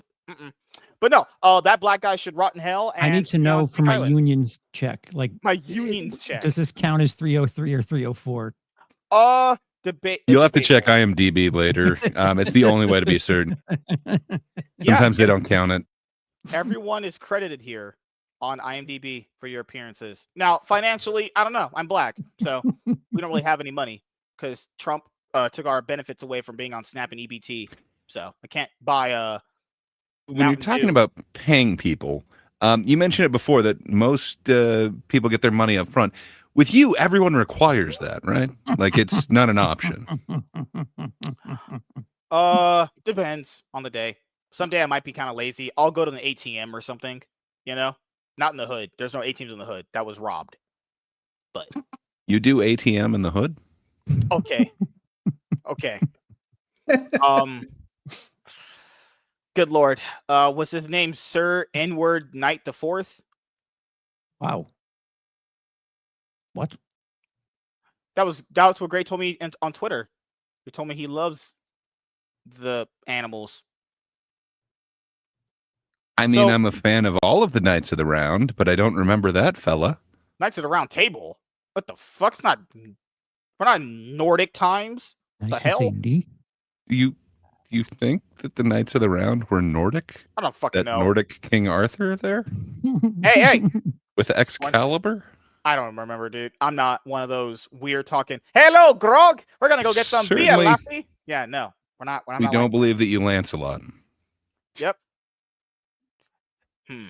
I don't drink beer and I'm not Irish, so Nordic, Irish. That's. I think you've been insulted all of Great Britain in one swell swoop. They're always like, "Let's call for shots, lassie." Yep, that's Irish. Yep. They're always like, they love drinking. Why are Irish people so addicted to drinking, man? Holy shit. They're literally alcoholics. I mean, it's a pastime. Give me 1 sec. Oh my gosh. We're at no, we've reached the end game. It's Jamaican Irish. Oh shit. No, I'm just doing something right now. I'm watching this unfold in front of my eyes. Okay, so what's Amaranth doing? No, I don't watch. No, last time she's not even getting naked anymore, which is like, okay, what else are you good for then? If you're not getting naked, she's like, I'm playing Marvel Rivals. Like I watch a woman play a video game. What the hell? Lol. Yeah, right? Fuck that. I'm out. Wrecked. Marvel Rivals. I have that game. I'll eventually play it, but it's for losers. So, you know. 1 second here. Let me sign into my YouTube account. I just have to make sure I change the. It's almost like there's not a show or 3 other people here. Yeah. Do I have to direct? Well, he's got to log out of OnlyFans right now, Charles. I mean, do you expect him to stay logged in? As a grown human being, yep. Can you talk to each other? What if he accidentally super chats? Oh, it's cute. You guys want to talk to me? System settings, bookmarks. Yep. Let me go click on this. Yep. Shut down that window there. Yep. Joe Biden has secured a $10 million book deal for his presidential memoir. What? Woof. He's not even going to be able to even remember this. The number says 10 million, but what the fuck? It's oh god. Oh, fuck me in the ass. We're done. I hate life. I you know, why is that always your solution? There's got to be another way. There isn't, Gray. It's a Diddy party here, and you're invited with baby oil, lube, and mayonnaise. Try hating death. Death. Okay, death too. There's always death. Oh gosh. Oh shit. But yeah, you know, I do hope the theaters bounce back, but I don't want to be that way, but I think this is kind of the level they're at right now. I think it's going to be this way for a while. I don't think it's going to be a massive uptick or it gets worse. I think it's just going to be the way it is because the people that go and watch movies now, that's it. There's not a new generation of people watching movies because they're struggling grabbing those people. You know, generation wants to play Fortnite and be on Twitch and watch influencers. That's what they want to do. They want to watch people like Aiden Ross or that dumb whore Valkyrie talk. Valkyrie was supposed to be in the Minecraft movie, but shitted on James Momoa and, you know, got out of it. Remember, I think she said something like, I was on set and I didn't like the way it happened. Fucking stupid whore bag. I don't fucking hear your stupid raunchy opinion. You are the biggest tea stirrer I think I've ever incorporated with. No, it was a she was on the Minecraft. She went to New Zealand for a cameo in the Minecraft movie, but she had said on stream that she saw Jason Momoa do something, or she implied it was him, and then they kicked her off the movie set or didn't want her to come back. I was like, yeah, if you misrepresented what was happening on the set, they're gonna not want you there, because movies, especially nowadays, as you guys know, are based off perception. If the perception of the film was kind of bad, yeah, they don't want that. They don't want that bad PR. It's not something that they want to deal with. So I was like, yeah, and plus you're a dumb woman. I don't fucking want you around. There it is. Thank you. That was the ultimate reason. But no, Charles, Will, White Man, how's your channel going? You liking YouTube? Did your views end up going down? Because I know people complain that the views are going down. I don't know. I've been riding that Dexter Resurrection cock, and it's doing quite well. So, other than that, it's probably accurate, but I'll let you know later. How's your show going with Ray? Oh, show business. That's interesting. We might have like a summer end thing. Okay. Soon-ish. I don't. There's no like firm date. September suddenly got busy for me. Fantastic Fest in Austin is in the middle/end of the month, and I might be doing a couple of interviews and things. Oh hell yeah! Yeah. So we'll see about that. You had a recent stream talking to Cody Leach. Yep. Yeah. Good friend. Yeah, got to get him on the show. You got to put in a good word for me. You got to be like, I will do my best. Be like, hey guy, I got this top G Riz Master rich guy, not white. Hey Cody, not if you black. ever wanted to end your career, just MSK, just do me a favor, hold your breath, and I'll get back to you when he does that. I'm a professional. I'm not gonna like go crazy on this guy. I'm not gonna be next to him and be like dicks, pussy, vaginas, dicks. You know, I'm not gonna do that to him. Yeah, just open the show with, so there was a stabbing and these people need to go away. Cody, what are your thoughts? Speaking of stabbings, Cody Leach. Yes, all black people deserve to be. Hey, if it was up to me, all black people will be rounded up and thrown in a gulag. That's my opinion, personally. Yeah, I don't know if Cody would be within 15 miles of that. I don't think so. And rightfully so. Yeah, he has a career. Like, he's got a mind for his career at the very least. Oh, I do too. See, we both have something in common. I don't think you do. I have a public perception, Will, and it goes very well. No, so Halloween coming up. Are you gonna do anything for Halloween? Because we know that's your favorite time of the year. Yeah. I would assume I'd be back here before Halloween, but yeah. Oh no, on your channel, are you gonna do any like movie reviews of any horror movie classics you like? I don't. Possibly, sure. There's usually some sort of Halloween themed shit. You're gonna go over The Thing? That's yeah. Oh, I love The Thing. What a great movie. I think the big thing to talk about if you're a movie YouTuber is going to be the Chris Stuckman movie, which releases in a few weeks. Shelby Oaks. Yep. It better be good because, man, a lot of people are rooting for him one way or another. And we know how it works now. First impressions matter much more than they did back in the day, where people, like you said, could give you that grace period to improve. There's no grace period to improve these in this time frame. It's either you get up the gates running and you go. MSK, we believe in you. You can improve just little by little. Does the part of the internet that you follow, how do they feel about Chris Stuckman, MSK? I don't. The last time he was talked about was during the whole Madam Web controversy. When he didn't want to criticize it. Be honest here, people don't understand it just depends on two positions you have. So like if you're a business owner, like he wants to be essentially, he wants to kind of employ people and have its own kind of film production company, from what I understand. In that aspect, I can understand why he can't do that, because it comes off unprofessional. Like he's trying to move away from just being a general contributor. I understand that, but does that mean that he can't? Why would that be unprofessional? Well, Scorsese says that Marvel isn't cinema. Does that take away from him as a professional? There's levels. Scorsese is a legendary filmmaker who's already made his name. He's going to be getting gigs regardless. This is a new guy coming up, right? And there's different standards, as we've highlighted many times on the show. So if he feels like it's unprofessional and it might come off really bad to criticize it, I understand that. But but by his logic, then if he's not going to do that, then how can you review movies then? Because then people can't trust what you're saying is true. Then if it was genuine. Do you think fairly or unfairly people might have a motivation against a Chris Stuckman movie due to his stance. Okay. Oh yeah, for sure. Because people don't like to admit this. I mean, I haven't heard anything personally. People that I've been around when it comes to these meetups, they haven't said anything about him. I'll be honest here. But there's always that level of degree of jealousy amongst people. Even though people never say they're jealous, it's implied. It's pretty much telling. Now he's going to be attempting to be in the film industry. I hope it goes well for him.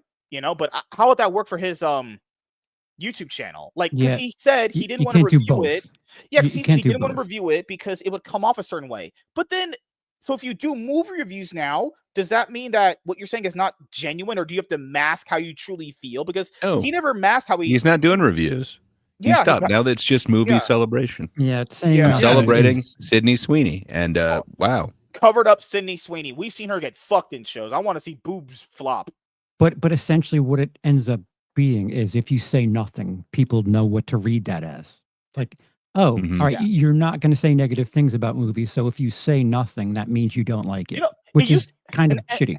Yeah, and that's always been this thing, though, of people, they feel like if you say nothing, then you kind of want to say the thing that they're thinking, but you can't. It's like, back in the day, the saying used to be, just say nothing, and that'd be better. No, that's how that works. If you say nothing, people just kind of start to assume what your positions are. So, I don't know. How, like, with Jeremy Johns, if he ever wanted to make a movie, would he just have to stop doing movie reviews at that point? I don't know. Like, I think creators should be mature enough to realize that they're criticizing the art, not the artist. But to be fair, you're right. But that's not how the people making it feel. MSK will never accept that. Oh God. Oh my God. Like even if you criticize my stand-up, I'm not going to hate you for it. Like, it's fine. But then again, you said on the show, Hollywood people that are crazy, they're manipulative and all this stuff. They don't take it that way. I don't remember Will saying that. Or maybe did Will say that? I said something about stabbings, I think. Good Lord.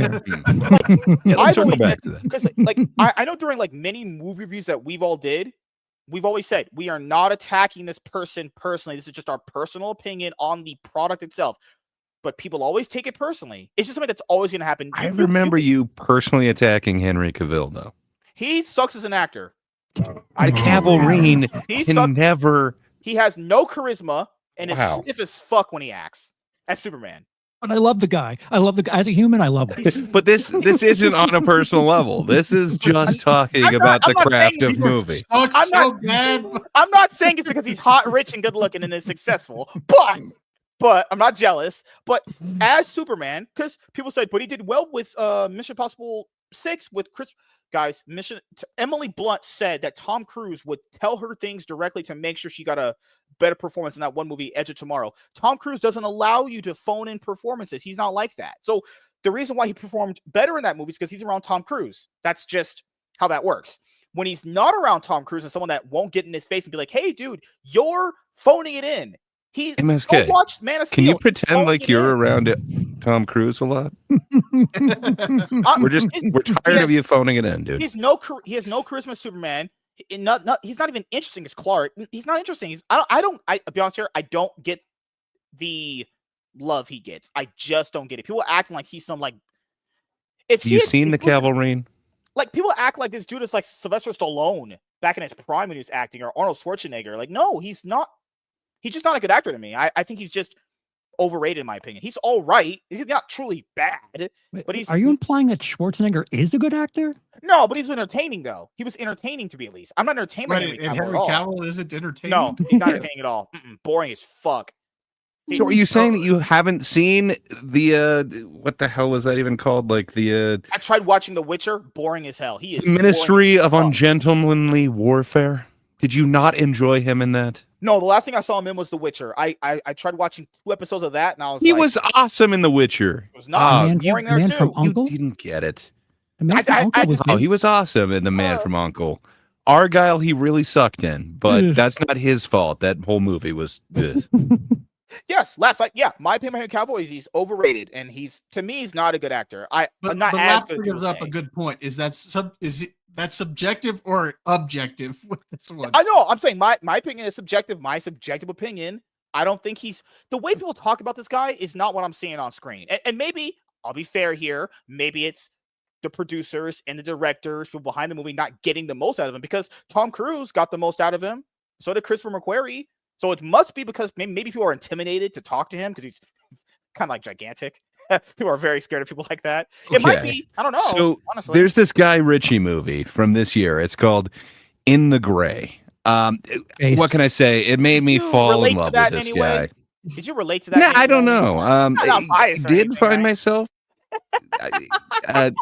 No, there's some really cool performances like Stardust. It's this like kind of weird one from like 2007 with an awesome pirate De Niro. Yeah, that's the one.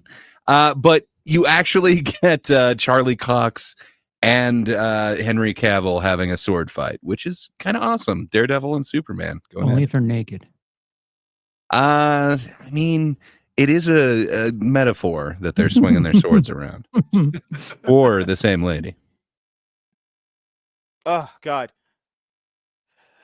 I am curious to see how he's going to do in Highlander if that ever does come out. No, he's supposed to be in Voltron next, right? Yeah.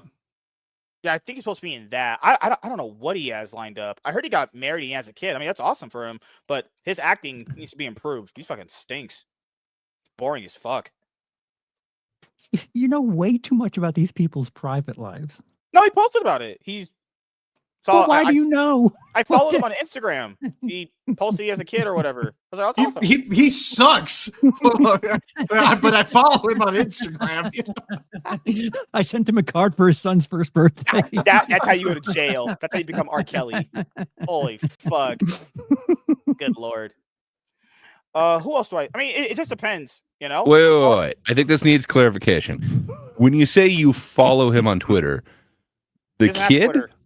Or he doesn't have Twitter. What the hell's wrong with you? Why do you know? He doesn't have it. No, he only has Facebook and Instagram. No, the kid has me blocked. Oh, I'm not okay. It's a preemptive strike. It's understandable. We're not following and we're not doing this. You guys are gonna go to jail. You guys will only be in prison, literally with that black guy. So he's got In the Gray coming out, Voltron, yep, and Elena Holmes 3. Yep, Elena. Yep. Was he in the second one? He was in the second one. Was he in the first one? Oh, he was in an Elena too. Yes. Okay, he was in all of them. Okay.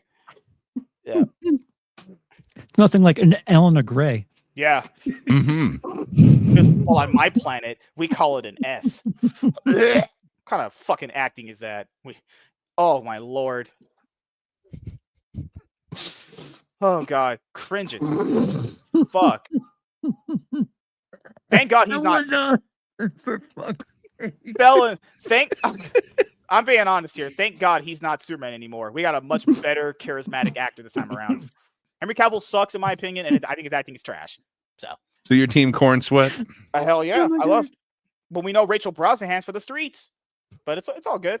It's okay. We know that. Oh God, she's for the streets. I have footage of her being for the streets. Oh God.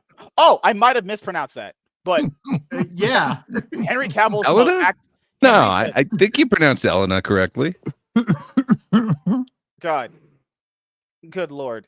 Argyle. No, I didn't watch this. No. This one. No, you should do yourself a favor. That's going to be your favorite film of the year. Directed by Matthew Vaughn. Holy crap. Yeah. From The Kingsman, man. Not only that, but hold on. It has Dua Lipa. Yeah, Dua Libido is in there. How did you pronounce it? Dua Lipa? I don't.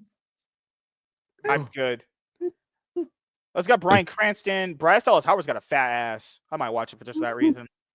She is the main star. Not only that, but there was a book that accompanied this movie, which was written by the main character. Yeah. Whoa. In this movie. Whoa. Black guy. But how did she do it? She's a fictional character played by Bryce Dallas Howard. How did she write a book? She's a woman.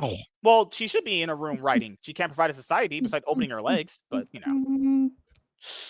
Yeah, a woman. I'll just be honest here. We'll see how it goes. Elena. Elena 3. We're there now. I was to be honest, I don't care about Henry Great Cavill. dinosaur. I don't care about Henry Cavill at all to the point where like I was like, who the fuck? No, you know like his relationship status and child status, but you don't care about him at all. You guys brought him up. Okay, you guys are gaslighting and trolling me. Fuck off. I don't care. Literally, he's not gonna have any more acting jobs because he stinks. Except the four he has lined up.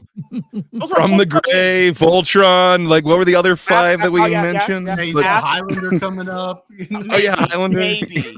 Where's this Warhammer show? Oh wait, they probably canceled it. They took it out back and gave it the old Yeller treatment. Two shots. It is animation. It takes some time. Oh, those will be live action. Oh, I don't know. I forgot. Either way. Yeah, he was supposed to do something with Warhammer, but you know, Amazon was like, yeah, I'm probably hiring someone overrated, and yeah, probably not. You know. But you should go see Arg Wiley. You should definitely go see that. Do I have to go watch the Ministry of Ungentlemanly Butt Fucking? The Hyperbole. An interesting take on that. The Hyperbole has brought Great Dinosaur to a song. Yeah, it's Whorehammer. Yeah, that's what it is. It's full of whores. Isn't Warhammer all the MSK? Okay. More. That was because I was retarded. You know. It was a momentary tardation. It was a momentary tardation. Understandably. But before I watched Morbius, I knew I was white. Objectively or subjectively? All the above. Do you think about things before they leave your mouth? Or are you as surprised as we are? After I watched Morbius, a woman put me inside of her trunk and then gave me a rim job from the back. And then her number appeared in my phone. All that in the trunk? She put you inside her trunk and then gave you a rim job from the back of the car, your back. A Russian nesting doll type deal? She kind of chloroformed me. I didn't really have an idea what was going on. I have questions about the physics of it all. Yeah, it's just that. Nothing of me getting drugged and being raped by a woman.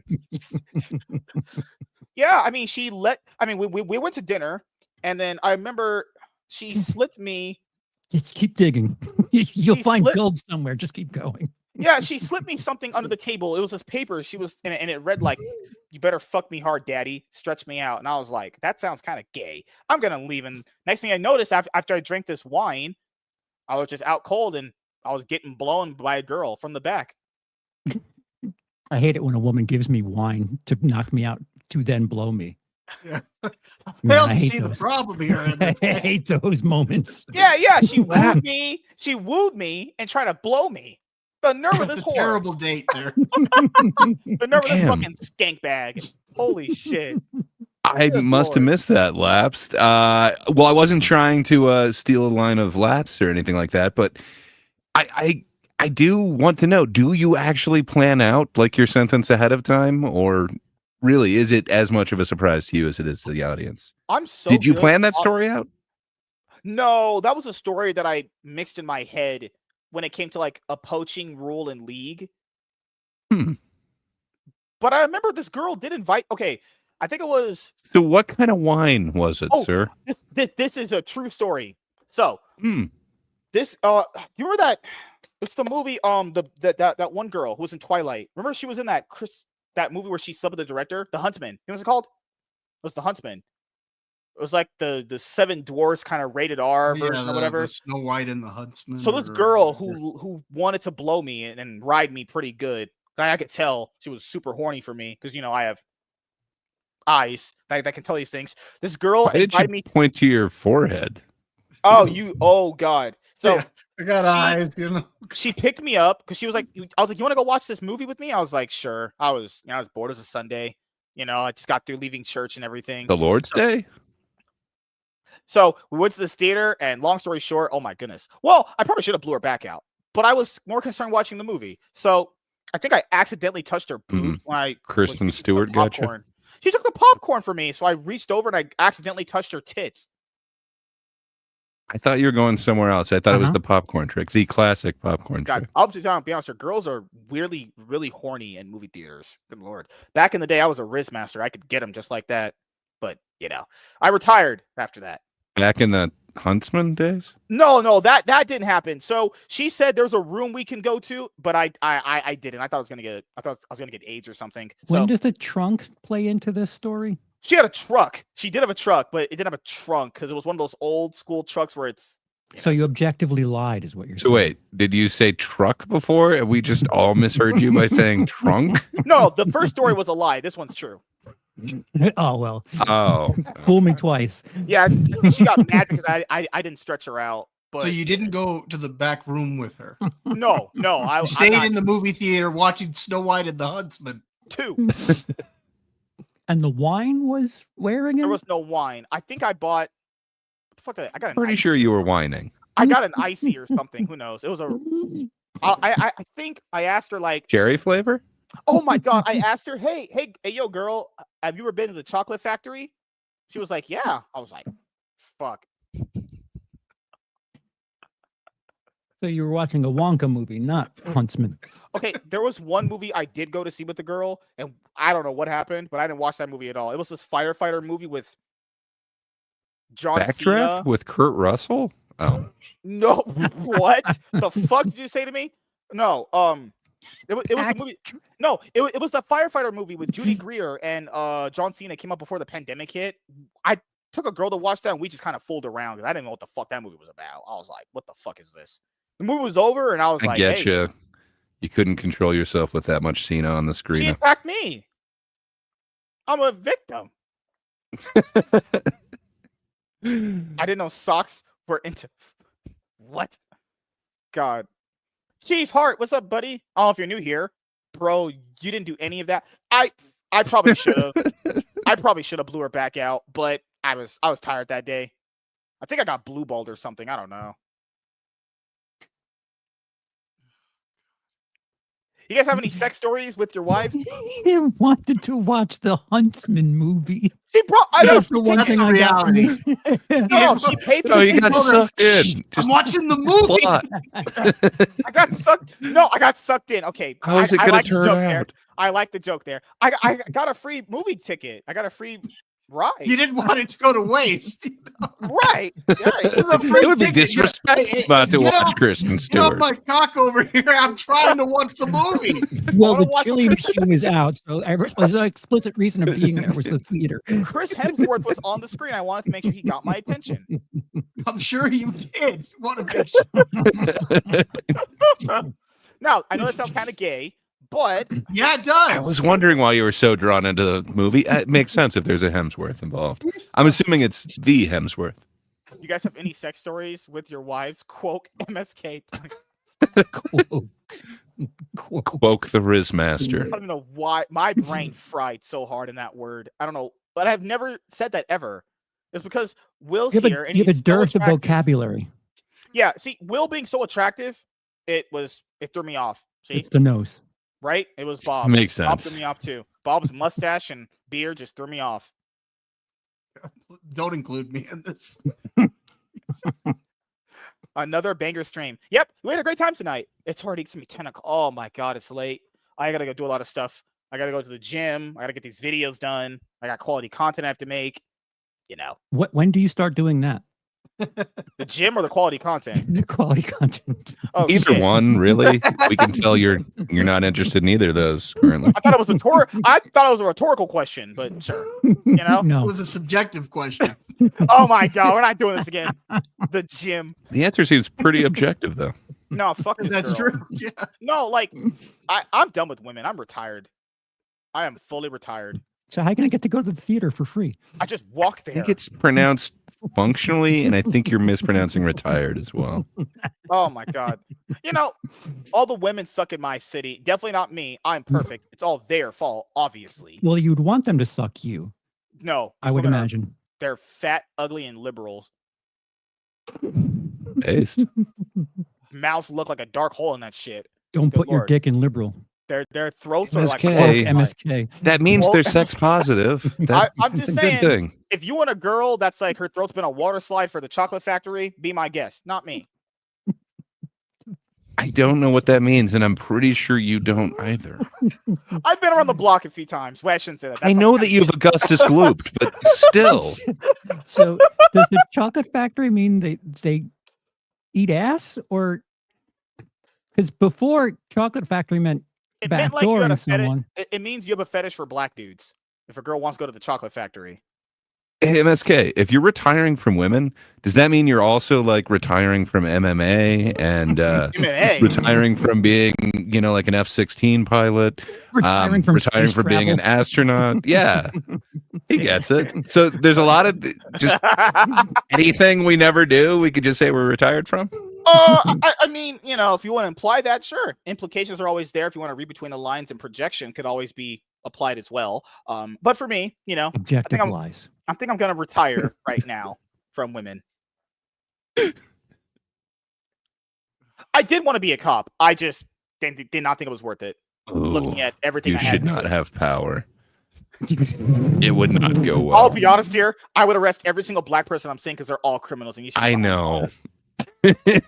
You would fail any test they're giving, if there is any God.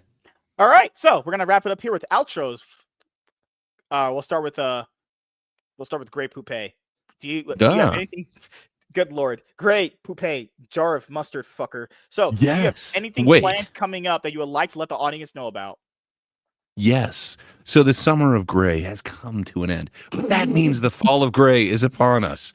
And what is happening during this fall of gray? Content's being made. So eventually there will be stuff on my channel. Just ring that bell and you will be notified. But if you just can't get enough of me, I show up here every once in a while.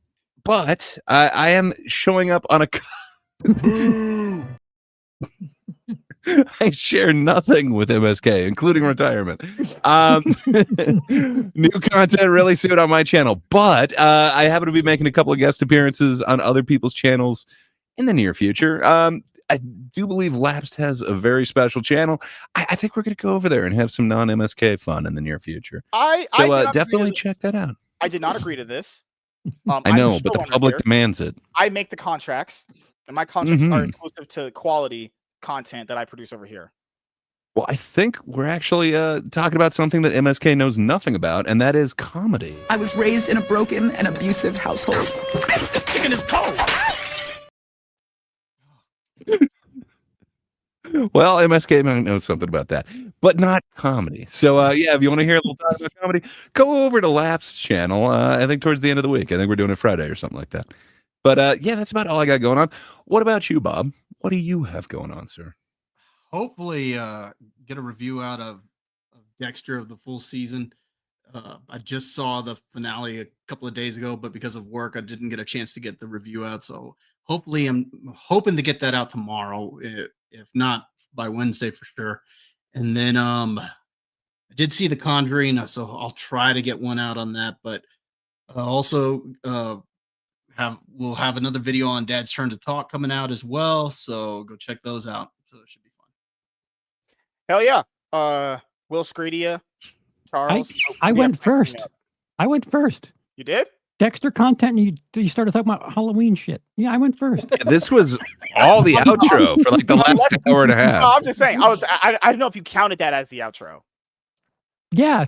Why would I just plug something dead in the middle of a show just to... You would just make plans for the next year? We're just... We're just talking. We're just... Forget the audience. What are you doing next month?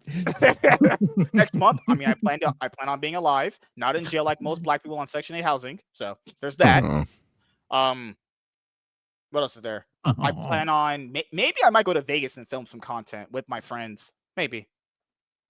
Go up to girls after nightclubs, after they get done shaking their ass and having sweaty vaginas, and ask them like, hey, what's your favorite sex position you can't live without for the rest of your life? Easy. Riz. I thought these were the intros. No, WZ, no. Like, you got to go up to an... Yes. What is the sex position you can't live without? Death. So you go up to girls and you be like, hey, where's the place you like to leave a load at? That's what works. I think like you ask them, hey, where would you like your guy to leave your load at? Yeah, easy. Do you have socks on you when you deliver these inquiries? No, I'm talking to meth heads out here. So are you gonna have a bouncer? Because this isn't gonna end well for you. They're gonna have like 6 inches and quite a few pounds on you.